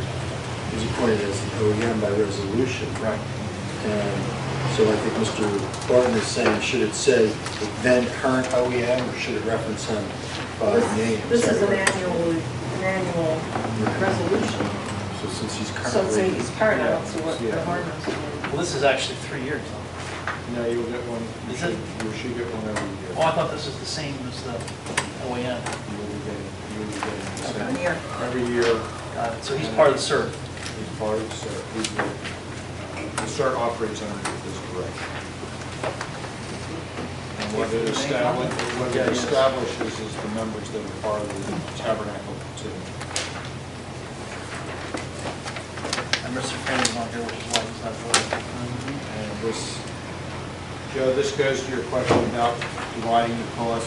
This is being done so that the workman's comp coverage is divided equally amongst the towns. Any other questions or comments? Roll call. Mr. Barton? Yes. Ms. Brown? Yes. Mr. Franklin? Abstain. Mr. Yates? Yes. Mayor Lee? Yes.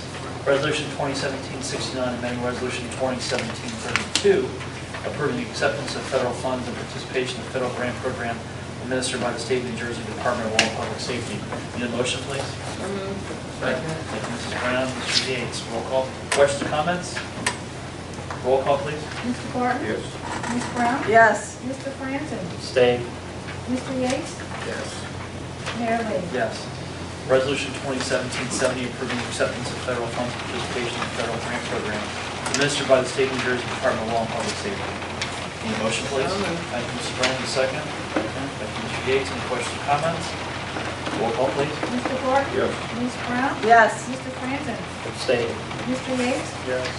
Mayor Lee? Yes.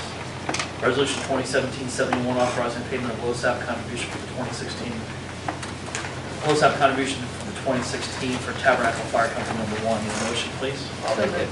Second. Mr. What's his name? Franson and Mrs. Brown. Everybody got a copy of the list, but Yes. I'm not sure I'd sent it down the table. Now, my question on my list, are all these people current members? They have to be in order to qualify. They qualified for 2016, I can't speak to 17. This is the It's only 2016. 2016. People on that list are already Sure. got application, already receiving money for those stuff, because they have some of the Medford Farms members on our list.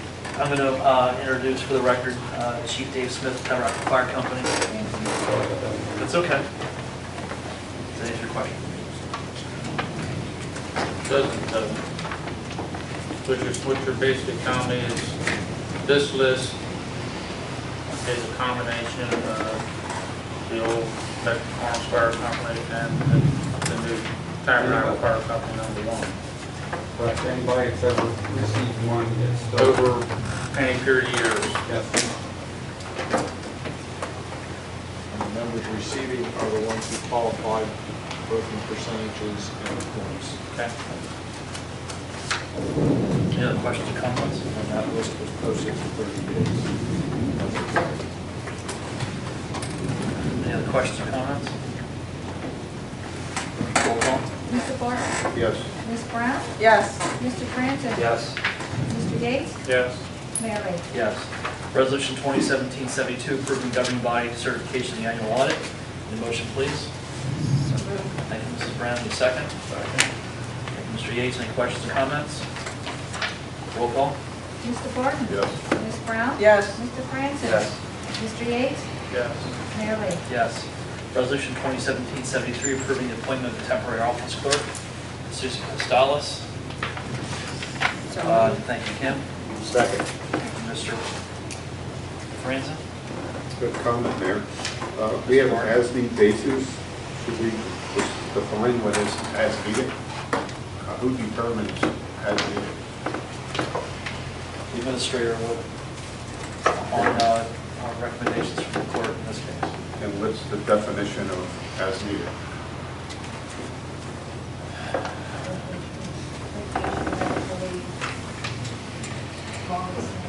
Can you hear LaShawn? Vacations, medical leave,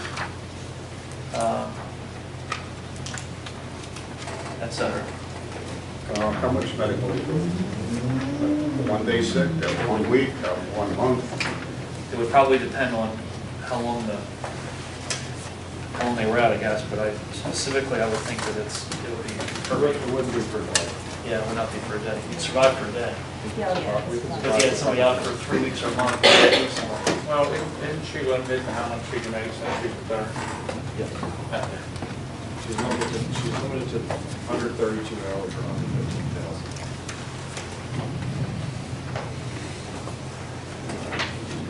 Joe, anything else? Okay, so it's to cover vacations and extended illness? Is that correct? Pretty much. We'll be able to cover the phones ringing and have the staff working on a regular basis without internet interruptions from the vacancies in the office. So it's Taxes and, a temp appointment for somebody else not being there, correct. not for an additional person to be there on a part-time basis with the existing staff. I would come back to you if it was a special project with somebody. There's only 3 ladies in the office, is that pretty much for the offices? Anything else from the committee? Roll call, please. Thank you. Mr. Barton? Yes. Ms. Brown? Yes. Mr. Francis? Yes. Mr. Yates? Yes. Mayor Lee? Yes. Thank you. Tim, you're up.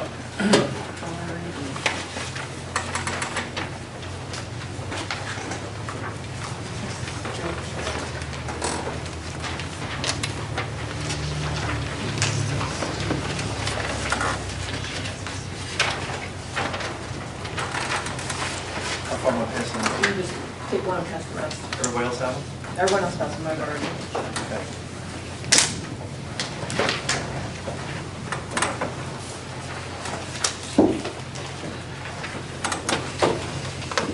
Yeah, Okay. you're up. So the subcommittee consisted of myself, the mayor, Robert Ford, Doug Kramer, and at one meeting was Kevin Morrill. When we met, our focus was on equipment, repairs, liquidation, snow plowing, other services, cost saving, and public works space. Going into our analysis of public works, we found that we have 6 trucks that are capable of plowing and salting, 2 large trucks that are capable of plowing only in certain areas or too big for salt, 3 smaller trucks, 1 toners or smaller, which could also be used for plowing, 12 plows, a grader that's capable of plowing in an emergency, a jetback, a loader, bulldozer, backhoe, and miscellaneous other equipment. The committee spent over 8 hours over the course of meeting days discussing our equipment that was owned. At one point, we literally took a field trip over to the public works yard and actually inspected every single vehicle. After inspecting the vehicles, we went back, we looked at some data that our administrator Doug put together for us and spoke about the different recommendations that we could do to try to save money and make the best fiscal decisions for the township. Mayor Lee had suggested that maybe we should try to bid out some of our snow plowing, which would help ease the wear and tear of our vehicles and the exhaustion of our employees, and actually help us when we go to replace stuff to replace with less instead of more.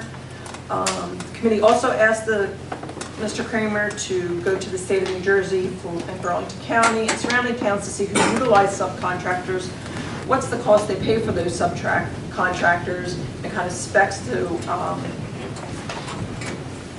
figure out about how much we would be looking at what we'd be looking at by utilizing subcontractors. Mayor Lee also suggested looking into brush, discontinuing brush pickup, but after we've discussed it and talked about how many people actually use the brush pickup, it was dropped due to the large number of residents who actually utilize it. It was an agreement. Should have taken that whole second report. I'm sorry. Okay, that's fine. I was just I'm saying not everything we embarrassed. spoke about. Yeah, I mean, the whole purpose was to find ways to save money. That's right. That was a suggestion to save money. Yeah, And but after talking it through, it was decided that it was better left untouched. That's all, that's all. Mr. Kramer indicated that we have approximately 88 miles of road to plow. The plowing is broken into 6 sections, takes about 15 hours to complete from beginning to end, including salting. Depending upon the storm, it could be more, but usually that's about the average. And the committee briefly touched on the building needs for public works, which is a topic that we'll readdress at a future meeting. We just wanted to make recommendations because we're kind of in a crunch with, I know it may sound crazy, but snow approaching soon and truck recommendations, we need to get moving. So, with all the data we looked at and all of our analysis, we decided our recommendations are that we sell truck number 2, truck number 3, truck number 5, truck number 10, truck number 11, and truck number 12. I know that sounds like a lot of trucks, but this recommendation comes based off the fact that 5 of the trucks that we named, the total cost of repairs for those trucks come to about $71,850. Unfortunately, it is estimated that we can only extend the life of these trucks for about a year or 2. That making the repairs to these trucks would leave some of the trucks still in need of body repair, still doesn't fix them 100%. So we decided this would not be a fiscally responsible expenditure of our funds to repair these trucks. So we decided to sell these trucks to go forward to replace them with other trucks. Selling the trucks would leave us with only 3 salt trucks, and this doesn't include any of the new trucks purchased. Our committee recommends that we replace the trucks with 2 new large trucks. So that would take us up to 5 salt trucks. Remember, we have 6 sections. We're also recommending implementing a replacement plan for the fleet to keep our fleet in top operating condition, preventing the need for expensive repairs in the future. It's estimated that we will need a minimum of 3 months to purchase these trucks, utilizing already built chassis, but it could take up to 6 months if nothing's available.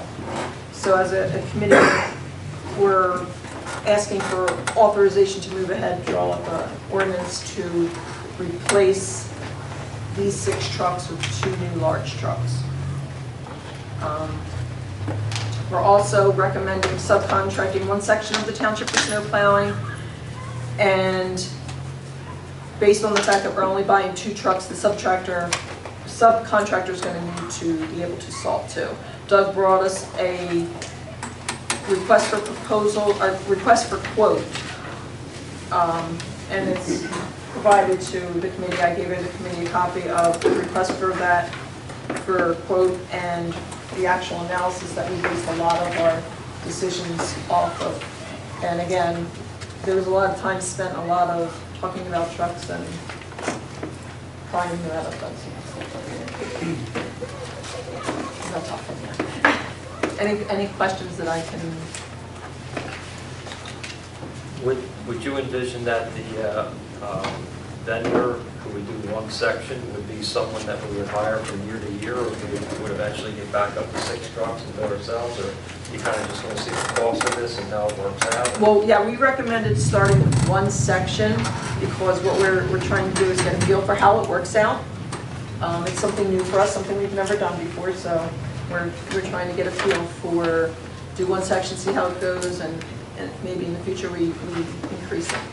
Or if it doesn't work out, we don't do it. Yeah, again, I'm very open-minded on that, but I also do know that the people who have been doing the plowing with 6 trucks are very dedicated to what they do. They are. The township residents so many times have told us, and I think maintenance men, what a great job they do. And I just sometimes wonder if, cutting that down now by one is going to give us the same result. But That was our concern. As the mayor will tell you, we spent a lot of time talking about, we want the road quality to be the same as what we have now. We want everything to be relatively in the same time frame to make sure these roads get open and everything. And quite honestly, we need to sell the trucks, the long and the short of it. Well, I don't recommend selling any of the trucks until we have trucks on order. Because if we get stuck without having trucks, we're in a big problem. So I would like to see us move forward to get 2 trucks. And once we have them ordered and the guaranteed delivery, start liquidating the other trucks down. Can I add something? Sure, absolutely. Rick, one of the things that we talked about extensively was we don't want to cut the service level. We also were trying to find a happy medium between what Medford does, Southampton does, Shimon does, and try to have a goal for, say, okay, we want to have the roads done in X amount of time. It takes us 2.5 hours to solve, which I never knew. I learned that. But one thing I had, and actually I got to credit the committee for this, because I was thinking, okay, we can potentially farm out Harrogate East, easy areas that are easily monitored.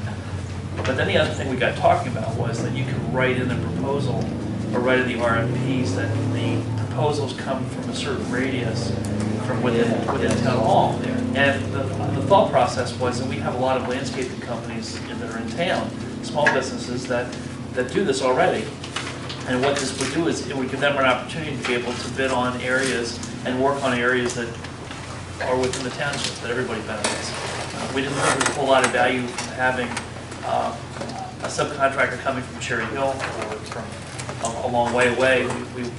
We have vendors that we work with already that we sign checks for every once in a while. So the idea was that we could write the request for quotes and have the guidelines in that specify exactly what we would be asking for. Doug did provide that. But I gotta say, it was a really good experience. Yeah. It's a great report also. It's very, very well written and very specific. Thank you. One of the other things that we did discuss was actually getting Doug to move on that request for quotes sooner than later. Yes. Because we want to get the crop. Yeah. Rather than other municipalities that may wait till September or October we want to secure who we're going to use them. So that was one of the recommendations that we did, was to try to get that released sooner than later. Because most of the guys that would do this for a living are bidding, as we said, in September, October. And our thought was that nail it down and get out of the way.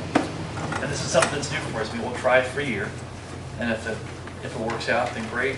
And maybe we expand it a little bit with still having a balance between the guys that are there. The thing that really, I'll tell you what prompted the thought about subcontracting in the South, subcontracting some of the South, was the amount of time that the guys spend out on the road.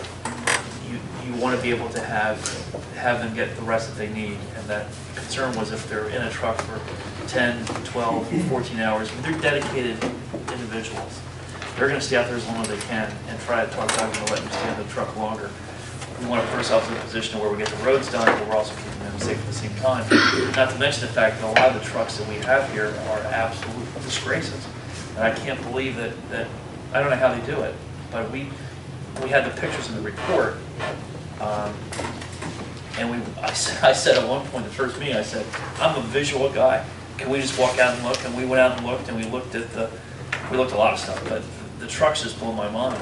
Some of the trucks that we have that we've purchased in the last couple of years, the Western Star and the Freightliner, the bodies are different, it's a different design, aluminum bodies, a lot of stuff that is on these trucks that Doug had essentially set the specs up for will give us longer life. Having the wash bay is huge, because now we can go over and wash them right away, but a lot of these trucks are 2001, 2002 that are pre-wash bay that we're still using, that we're expecting guys to go in and spend 8 to 10 hours a night on a snowy night to drive this bucket of bolts. And frankly, based on what it looked like from an economic standpoint, Kim was the one that really pointed this out. She says, we can $78,000, whatever the number was, to put into 6 trucks, or 4 trucks, or whatever the proposal was, for maybe 2 years, maybe 3 years. The thing that we collectively had thought about was maybe we decrease and the average truck life is around 15 years. If we cut that in half, or even bump it up maybe to 8 to 10 years, you get more value from the vehicle when you sell it on the state, on the state thing. So you have a better truck, it's a lot more efficient, and the guys are safer, most importantly. And we still don't lose any kind of service level. So, I'd like to ask one other question. The building needs of Public Works, there's going to be a future subcommittee meeting, and you're going to talk about that, is what I read here. Yeah, we touched on it briefly, but there's still work that needs to be done from the building committee. So we were also that's your committee, actually. going back and Yeah, forth. well, that's what I said. So it's kind of like in a conjunction. I was waiting to see what the space needs were. Now we know. Now we have a pretty good idea of what the space needs are. So there won't be a future meeting? We're going to have a future meeting. Oh, yeah. Yeah, Okay, and we're not done. Okay. But at So least, when I get that piece of information, I'll be able to go forward what I was planning to do. It's critical, you know. well, yeah, I mean, we still have to do an ordinance for the truck purchase. Right. I think once we get that done, then we can Yeah. say, okay, That's fine. here's what we got. Yeah, because we still have to have public comment, all that good stuff, so. Okay. The only question I would have is, on the brush pickup, you indicate that there's a large number of residents who utilize the service. Doug, do you keep track of every resident that you pick the brush up at? Not by address every year, but the men know through generally where the brush is, where our heavy users are, where our occasional users are. I look probably at most of the roads west of 206 on a regular basis during brush season, because I'm out there seeing how much I've got to pick up. So we've got a pretty good general idea of what percentage of street we're using.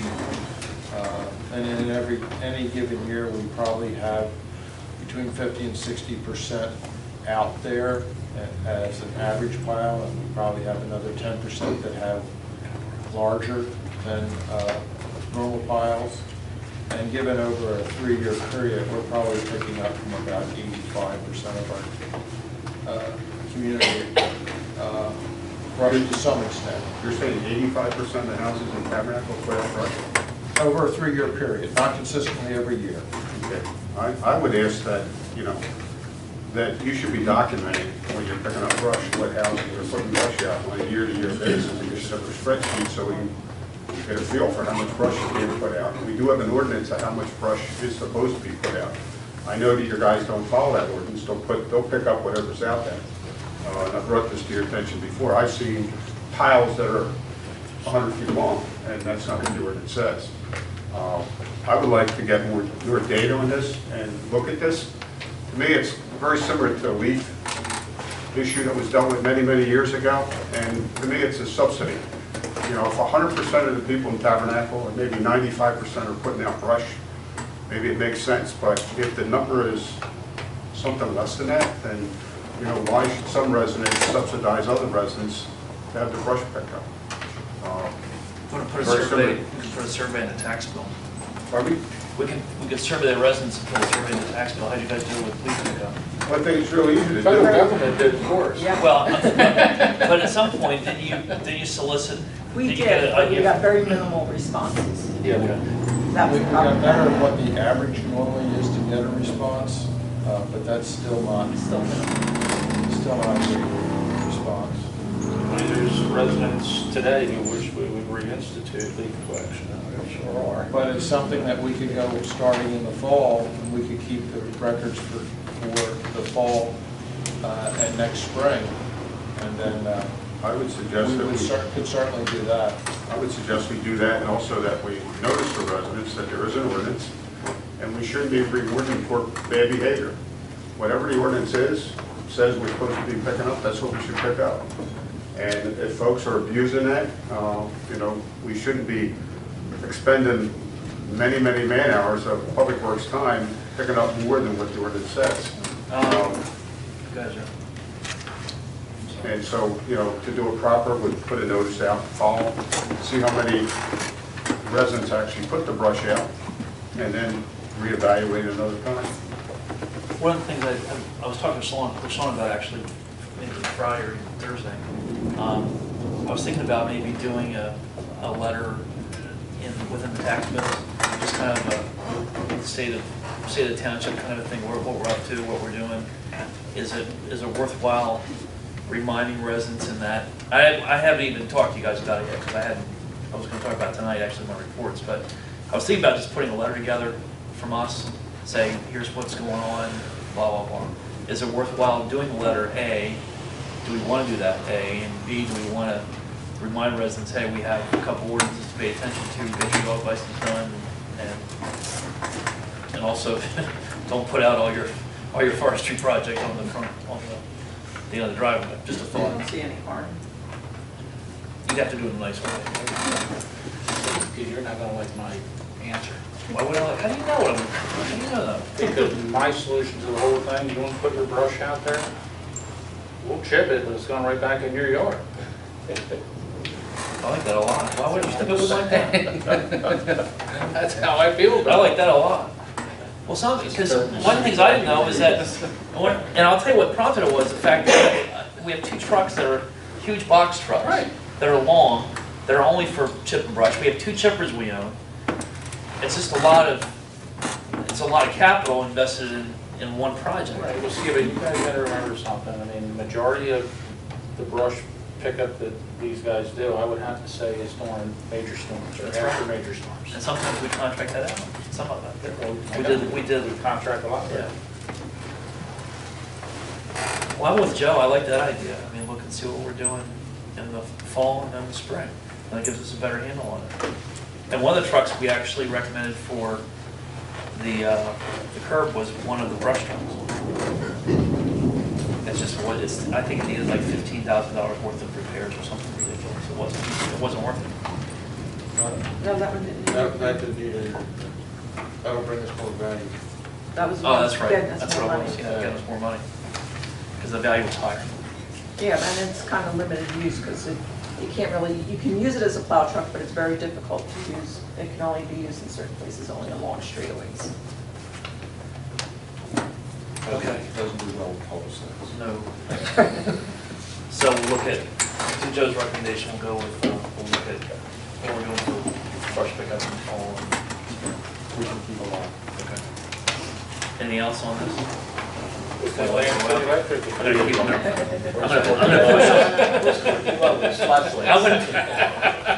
Yeah, everybody bring their pen flashlight.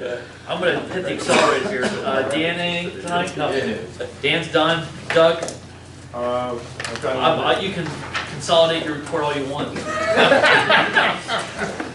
We got the emergency service document that you put together. I'm gonna give you a break if you want us to absorb this a little bit. I would like you to observe that and we'll talk about that. All right. Also, I gave you a road report. I would like the same thing. Look at that and we'll talk about it at the next meeting. You guys up for that? Sure. Okay. Okay. I do want to talk about trucks. I have located some chassis out there. We'd like to look at least one hook lift truck and one dump truck. We can do that with the money that is set aside in the budget for the 3 trucks that are out there right now. So that's what I'd be looking for, asking for a motion that we can move forward on that and just bond for the truck at the August meeting for $355,000, which is the same amount that's in the budget, but divided up into 2 trucks. They are both available on NJPA. The same that we bought the tractor on cooperative purchasing program.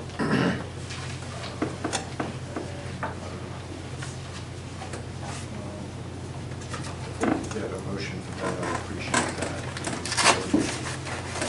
Do we need $177,500 for a truck? We need around $190 for the hook lift How much? setup. What'd you say? I didn't hear you. I need $355,000 for No, but what did you were just answering this question, I didn't hear what you said. His question was, do we need 177,000? The hook lift is around 190. The dump truck is around 165. I don't know what hook lift is. Hook lift is a changeable body truck. We'll be buying a container to put on it that we can use as a sander, use our existing sander and our existing spray system. So it's a multi-use. Multi-use truck. So we use the trucks more every day So you get more everyday use out of it instead of it sitting. instead of it sitting. So how would you change the box with the loader? No, it is all on its own system. The hook comes down, it's like a roll-off. Okay. It's no wonder it's $190,000. Once you get into that, then you can buy whatever other additions you need for your annual budget. I thought we were buying 2 dump trucks. Maybe I misunderstood this, but I thought when we had done the report, we were buying 2 dump trucks. I didn't realize we're buying a $200,000 dump truck. I'm okay with during the meeting. Anything they had as backup system. Yeah. Keep moving forward, are you? I didn't realize we were getting. I don't know a lot about the hook lift. I thought we were getting 2 dump trucks right now. That's what I thought we were. That's what I thought we were doing. I didn't know. And the trucks are roughly $140,000 a piece. About 165. Well, the last one we did, which was 100, which was. The last Western Star was 172,000. 167.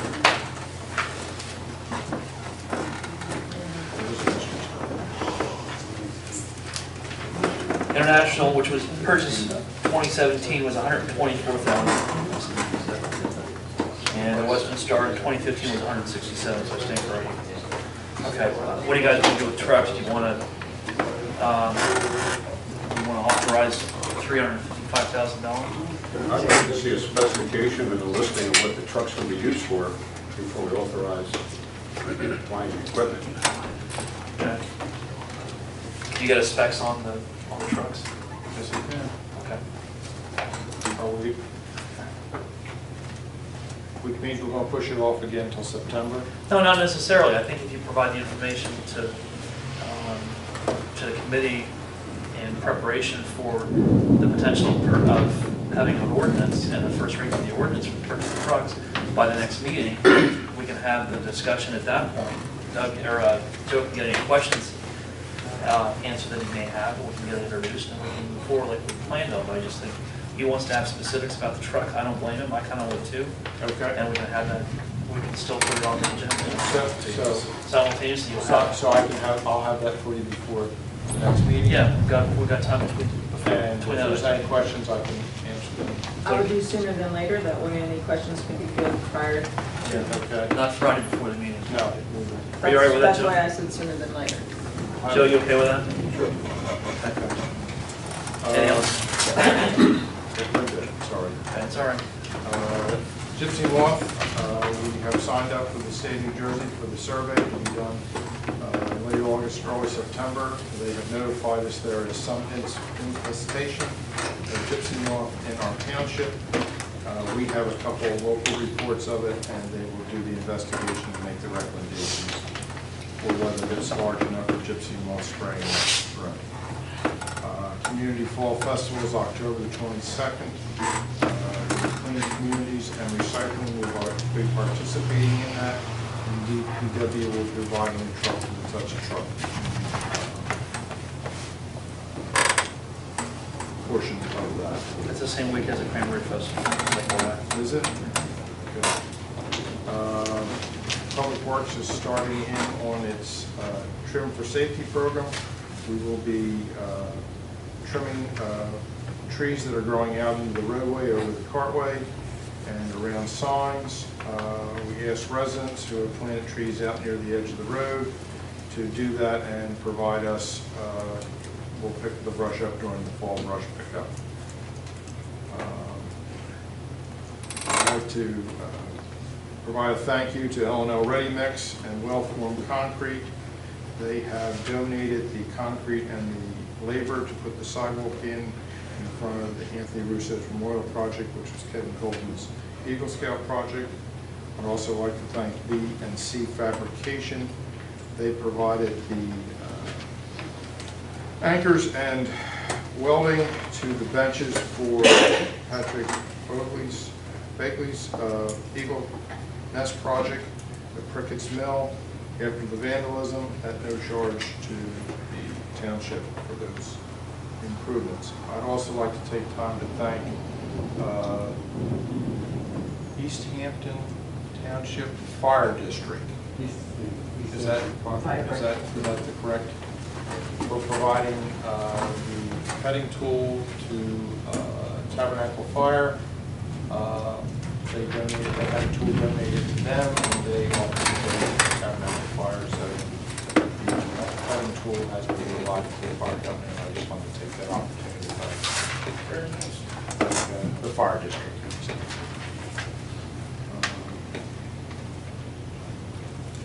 Also,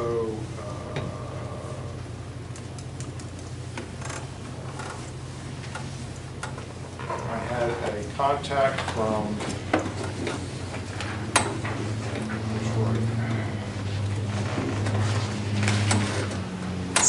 Pyramid Network Services about the possibility of installing a cell tower at Prickett's Mill Park. They would like to meet and talk to the committee about that. The general basic rent is in the $1,700 to $2,000 a month with a 2% escalating clause. Once you make your best arrangement with them, it would have to be put out for public bid from any other cell carrier who wishes to use the site. So that would be the condition that Mayor, if you join the subcommittee or you'd like to chair this and take a look at this, that was brought to me late this week.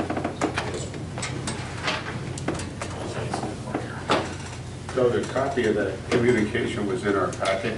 Yes. And they list this eco site. I went online and there's a dozen eco site companies and there's no address with this company, and I found it interesting. They addressed this to you at the animal shelter in West Hampton Township. They did that because when they went on our website, they picked up the animal site on our link to the Brown County.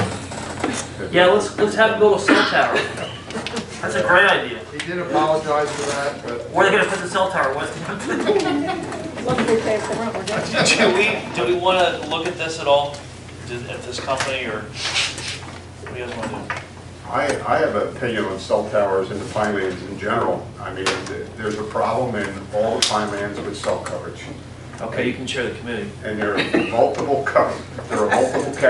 All right, you're chairperson. And every carrier comes in wants to solve their problem only. Mr. Franzen, would you be interested in serving on the subcommittee with Mr. I Burke? think it belongs to the Pinelands Commission to come up with a master plan of where to put the cell towers in the Pinelands to address all the carriers. You are spot on. Every town's going to have multiple towers everywhere for multiple carriers. Well, Joe, if you were... As a municipal, actually, as a representative of the Pinelands Municipal Council, I think that you guys are a perfect pair for this subcommittee. Joe has... I would touch it, I would punt it, you know, and say... if that's your recommendation as a subcommittee, then so be it. But at the very least, I think between the two of you, and I'm serious about this. I mean, Rick has an understanding with the Pinelands Municipal Council what the issues are there. If you don't, are you interested in serving on a subcommittee and at least coming back to us with a recommendation about where to go? Yeah, I'd be happy to collaborate with Mr. Franzen. I think it's an educated, I think it's worth looking at and getting educated on it. It is. If you guys want to do it, I think you are. We've also seen where, you know, some folks who are pretending where they're selling themselves to be utilities, wanting to put things on poles, and the poles are only for public utilities, and cell carriers are private companies. It's a different business. It's not the wire business. It's the wireless business. And as we all know, we lost the subsidy from Verizon when they went less than 50 landlines in Tabernacle Township. So we get no revenue from all the infrastructure that they have in this town now. We lost that revenue. And they've replaced that business with wireless. Well, that tax assessment issue is still in play, but yeah, that's what they're trying to do. If you look at our updates on that litigation. Yeah. So that's why I bring it to your attention. So you know, what we're doing? You got a subcommittee? That was something Okay, that what else you got? Yeah, keep going. and you want to talk about Shimon reports. No. Okay. All in favor? No? No. No, okay, we have 2 votes. I have something else on that, that's one of the reasons. Okay, I'm sure you will. I had met with 2 contractors about replacing the windows in Town Hall. I'm waiting back for some quotes from both of them. We are also looking at replacing the carpet upstairs and downstairs, and in that vein, Tom and I have talked about moving the dais around to the sides and combining both daises so we don't have to turn the room around before we do the carpet. And we have come up with a plan to try to do it within house. We just need the architect to give us some basic drawings. So if that's of interest to the committee to move forward, we'd like to move forward on that and schedule that in sometime in the fall to make that change after the news. So we get this straight, you guys move the room for this, and we have the room over there for the, We have to reverse the room each. oh, we have to hire an architect to do that? We have to do an architect to build this, because it's a public building. We're doing a minimum set of plans that we need. Wait a minute, you guys moved the meeting, sorry. Yeah, you guys moved the meeting room, we have to hire an architect because why? To build the structure. Design. Okay. All right. Can't be a Boy Scout project? Yeah, can it be? I still need an architect to do this. It's a public building. I'm okay with carpet and windows. I'm hiring an architect to build a stage. I mean, you can build a stage over at the school. Well, we just call it the stage group that did that play a few months ago. Okay, folks, what do you want to do? The stage was already in place. Yeah. So we're trying to do it in-house and save the money on that side, and we need a minimum set of plans from the architect. So we're not asking for full set of plans to go out to bid or anything like that. How much does a minimum set of plans cost? Is it time and material? I Tom's rolling his eyes in the back of the room. I don't think he gave us a number. Yeah, probably. So it's free? How much? Okay, we're all in favor of free plans. Got 5 votes to do free plans.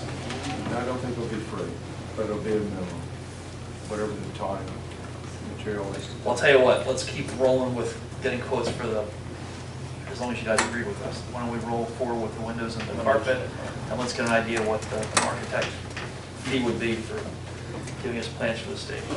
Okay. Okay. What else you got? That's it. Thank you very much. Township Committee. Mayor Emeritus Barton. I'll pass, Mayor, thank you. Mayor Emeritus Franzen. I'll pass. Mayor Emeritus Brown. Just wanted to apologize to the committee for not getting this to you Friday like I originally planned. I had something come up, and I just couldn't get it to you. So, I would have liked to have had it in your hands prior to, but unfortunately circumstances did not allow it. Deputy Mayor Yates. I've got 2 things. On Saturday evening of the festival's Tabernacle Night, Dan and Janet Boris are the recipients for the Pine Barrens Festival Tabernacle Night Award. Dan is the one that did the doors at the annex and also did the door downstairs in Cranberry, I might add. But that was just to match this, which was already here before I came on committee. So let's clarify that. That's going to be Saturday night. I think it's at 9 o'clock. If anyone wants to join me in presenting the plaque to the Borises, that'd be great. Please let me know. I'll nail down the time for that. I have a meeting tomorrow with Verizon here at the Township Building to discuss FiOS. We have 49 applications that they had received. They've thrown out 22 of them because they had some discrepancies. They also had a lot of questions regarding Comcast and where the service area was. And they also had some questions regarding some of the addresses. So I'm going to sit down with them and go through address by address and application by application and go through them, and we'll see where we are. So I have that tomorrow here at the Township Building. That's all I have. At this point, we'll open up the meeting to public comment. If you're interested in being heard this evening, please raise your hand. I'll call on you. You're limited to 3 minutes. Yes, sir. Thank you, Stuart Brooks, Moore's Meadow Road. I missed the last meeting. I understand there was a discussion about flag standards. And township groups came in and discussed their needs to fly the flag in ways that don't meet the standards for flying it. Honestly, I don't understand why a group would make that request. I honestly don't understand why the committee would entertain the request, except to hear that it's public business. I also don't understand why, although I can understand Mr. Lang's comment that the statutes governing flying the flag might not be vigorously enforced. I don't understand why the committee might consider allowing behavior that's not permitted by statute and then not enforcing it, nor do I understand, with all due respect, Mr. Brown, your attitude. You're always reported as our volunteers put their lives on the line, therefore they should be allowed to fly the flag in ways that is not in accordance with proper standards. I don't think that people volunteer for those positions. They do so with the expectation that they don't have to fly the flag the way that everyone else does.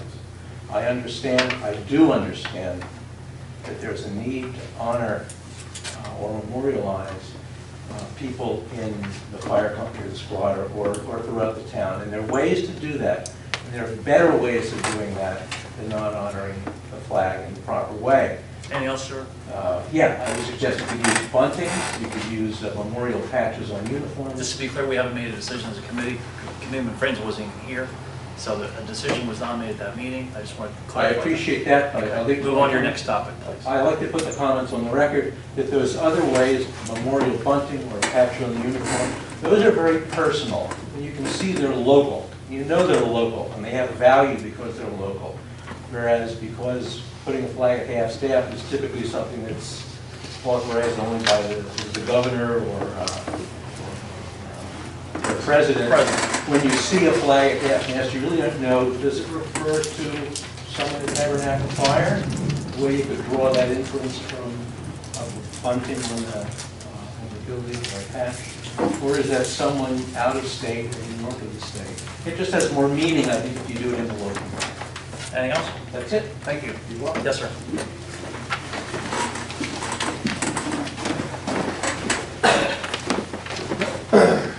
Good evening, Tommy Upson, 38 Beach Drive, Tabernacle. Can you spell your last name for me? YOHNNSON. Under the ordinance 7, I just asked him to take a couple things in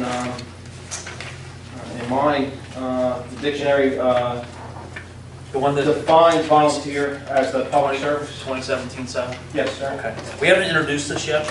No, but I think it will help with as you rewrite it. Okay, I just want to tell you, just to clarify, we didn't introduce it.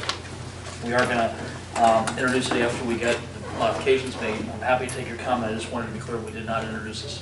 Right, I understand that. Okay. The dictionary says the volunteer is a person who freely offers to take part in, and also says freely offer to do something, period. It doesn't say to do something and then bill. It also says in here that the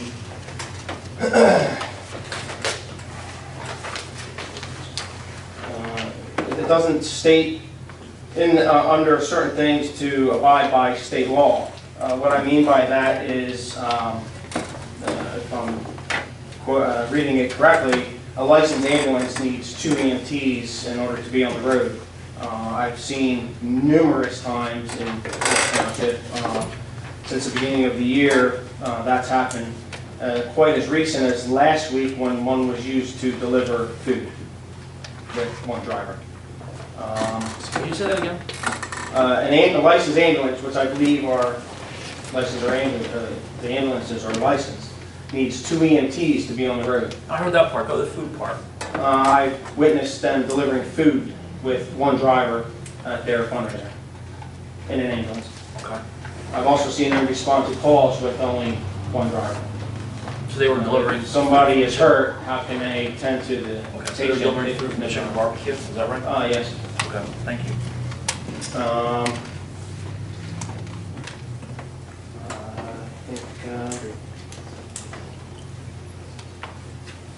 I think that was it. Okay, thank you very much for your comments, and thank you for coming this evening. There were a couple other, Chief. Dave Smith, 12 Hill Road. Any suggestion I have for a public safety director? Appreciate, I know it's taken a long time, let's see, whatever you guys have been working around on emergency services in general. Wish you'd take the time to get the license in the townships need. So it doesn't matter if it's fire, EMS, who it is, Tabernacle Rescue, Tabernacle Fire, you're going to already secure the license, you guys will be able to do it, whoever you contract with. You mean the Medicare billing number? Correct. Okay. I think that would be, you're doing everything else to make it, doesn't matter if it's Tabernacle Rescue, Fire EMS, Tabernacle Fire, doing fire. If you taking your time to get that Medicaid number would be beneficial. There is things that other fire companies bill for, the same as our squad does. We use Speedy Dry, and Southampton gets $250 an engine for an accident. And then so much for using Cutter, so much for Speedy Dry, so much for rooms or whatever. It just, everything gets broken down. I have a copy of their ordinance, if you want it, or I'm sure we did next week. Can you get that? Can you get that from Mrs. Brown? That's the one. The other thing is Mr. What town's Franklin. ordinance are you referring to? Southampton. Southampton. The other thing, Mr. Franklin said they can get 1, 2, 3, 4 rigs on street, which I agree with Tom and Ziff up here. I have concerns recently, they're struggling. I don't know why they're doing it. They are showing up with a staffed ambulance, but then putting drivers in other ones. Keep it to myself, but since it's mentioned now, it's public, I'm not even sure that's allowed, and it should be addressed if it's not, because, you know, they put somebody on the rescue, and then we watch them pull them off the rescue and put them on the ambulance. The other thing is, you say about 1, 2, 3, 4 ambulances. It's great. They do get them on the road. You can only put on the street what your volunteers are. So if you have that many volunteers, go, it's fine. With an ambulance, it takes 2 people to run. So even if they put 3 on the street, that's 6 people. To put a fire truck on the street, we put 6 people in it. Majority of the time, we have 5, but we do have 6 seats. I take offense to a committee person not even recognizing what the fire company does. We put multiple trucks on the street too. We can have 24 people on one call. I just take offense to it that everything seems like this town revolves around a squad. People are afraid to change things. I was approached in 2014 to help decide we're keeping or getting rid of the fire district. I still believe we did the right thing to get rid of the fire district. It's the only way that all emergency services are going to be on the same playing field is for all of us to be underneath the township. If we knew the squad wasn't going to come underneath the district. I think this is the best thing we've ever done. We just have to work through this as you guys are doing today. But I think getting the license in your name would be the best bet overall. Thanks for your time. Thank you, Chief. Anybody else? Come on, Mr. Brooks. I mean that respectfully. You started to put your hand up, and I knew you were coming. Thank you. Fran Brooks, Moore's Meadow Road. I hope that the next draft of the ordinance is made available the Friday when the rest of the agenda is put up, so that we all get a good look at it. As far as TRS's billing revenues, I'm not sure that statute that they use to rationalize their payments, it covers the squad. I think it's exclusively for fire expenses that fire incurs. I think you should be looking at, taking a close look at that, because I don't think there's a proper usage of that state statute. And I wouldn't expose this township to an improper use of that, it's not a good idea to, for them to rely on a statute that doesn't apply to them. The other thing about the billing, I agree with Chief Smith. It's unfortunate that you guys, or I'm sorry, the committee did not file for that Medicare number. You had an opportunity at least a year and a half ago to do it. And I don't mean this really to be taken negatively, but had you done that, you would have already had that number. And this issue of revenues is a big, big issue. And I want to say thank you to Mr. Barton, because he's been standing up for the residents, meeting after meeting, regarding the cost of supporting the squad. So I think it's time to look at the subsidies that go to them and make sure that this ordinance really treats and you too, Mayor, I don't mean to just say that he's the only one, but it's time for the residents to get a fair cut of this. And the other thing, the issue that I want to bring up really has nothing to do with the draft ordinance. I just hope you get to see it in plenty of time. Recognizing it's not easy to draft ordinances. And I think Committeewoman Brown's comments about the language in that section is absolutely dead on. It's very unclear. You have a different interpretation of partnering, Mayor, and from what Mr. Lang stated. Let me just clarify. Well, Kim and I are going to work on it. Good. Good. And LaShawn already made reference to why it wasn't on earlier. It'll be in front of the public well before the meeting. Okay, and that would be greatly appreciated. Thank you for making that clear. I would just like to bring up the issue of Mr. Lang's invoices. In the past, I had, in fact, back in April, I wrote a piece on how Mr. Lang's invoices don't really meet the standards of the state comptroller's office, its standards. And what I keep observing is that the bills are just, these invoices that I receive through open requests simply don't have any information in them. We have no idea what work was done. And so, for example, just in the April and May invoices, there are multiple charges for emergency services, but what work was actually performed? And I would really appreciate hearing at the next meeting what those charges are for, because they're fairly extensive. In addition, one of the things I noticed, if you just bear with me, that since January 2017, there hasn't been a single charge for any Oprah work, and I don't understand why that is. And I'd like to have an explanation for that, because up until through December 2016, there's been extensive charges for Oprah work. I'm not going to complain. You won't get me. I'm not going to complain about no charges. Well, it all depends on Okay. how it's been played. All right. Your time is But done. the other thing is that I keep raising the issue, and I would like to hear from someone on the township, mayor, someone on the committee, to explain why these invoices that I receive are so depleted that don't meet the proper standards. Okay. I just wanted, thank you very much for your comments this Sure, evening. thank I do want to make a reference to the Medicare billing number. The only thing I'm going to say is that at the time that we were putting the report together, we looked at what was involved in applying for Medicare billing number. I think I probably had this conversation with everybody that's sitting up here, at least once. The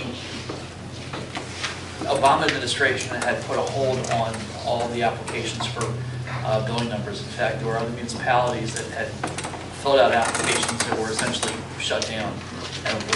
And through the advice that we had gotten from Department of Health and Human Services, or whoever it was that we had talked to, had specifically indicated that it wasn't something that was going to get approved. So we made a decision not to apply, because other municipalities had already applied and it wasn't going anywhere. And they essentially stopped the flow. I don't know what it's been like under this administration, but it's certainly something we can look at. Any other comments from the public at this time? Thank you very much for your patience this evening. At this point, we're going to close the meeting with the public, and we're going to make a motion. I'm going to ask for a motion to go into executive session, whereas governing body. Mayor, may I just indicate that with respect to the requested executive session on the Brooks litigation, Okay.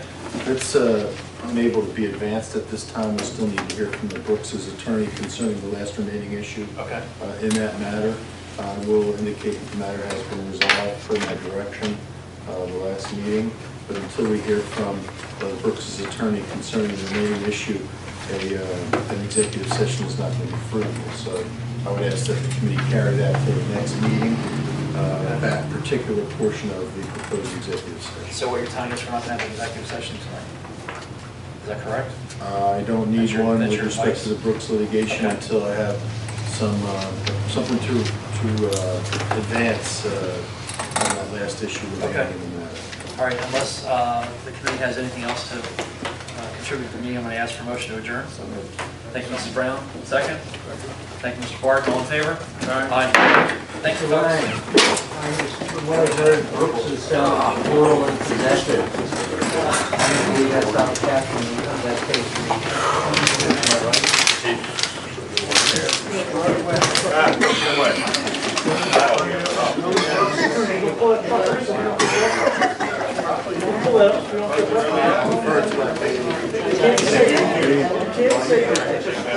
Not now, I can't. But if he's trying off,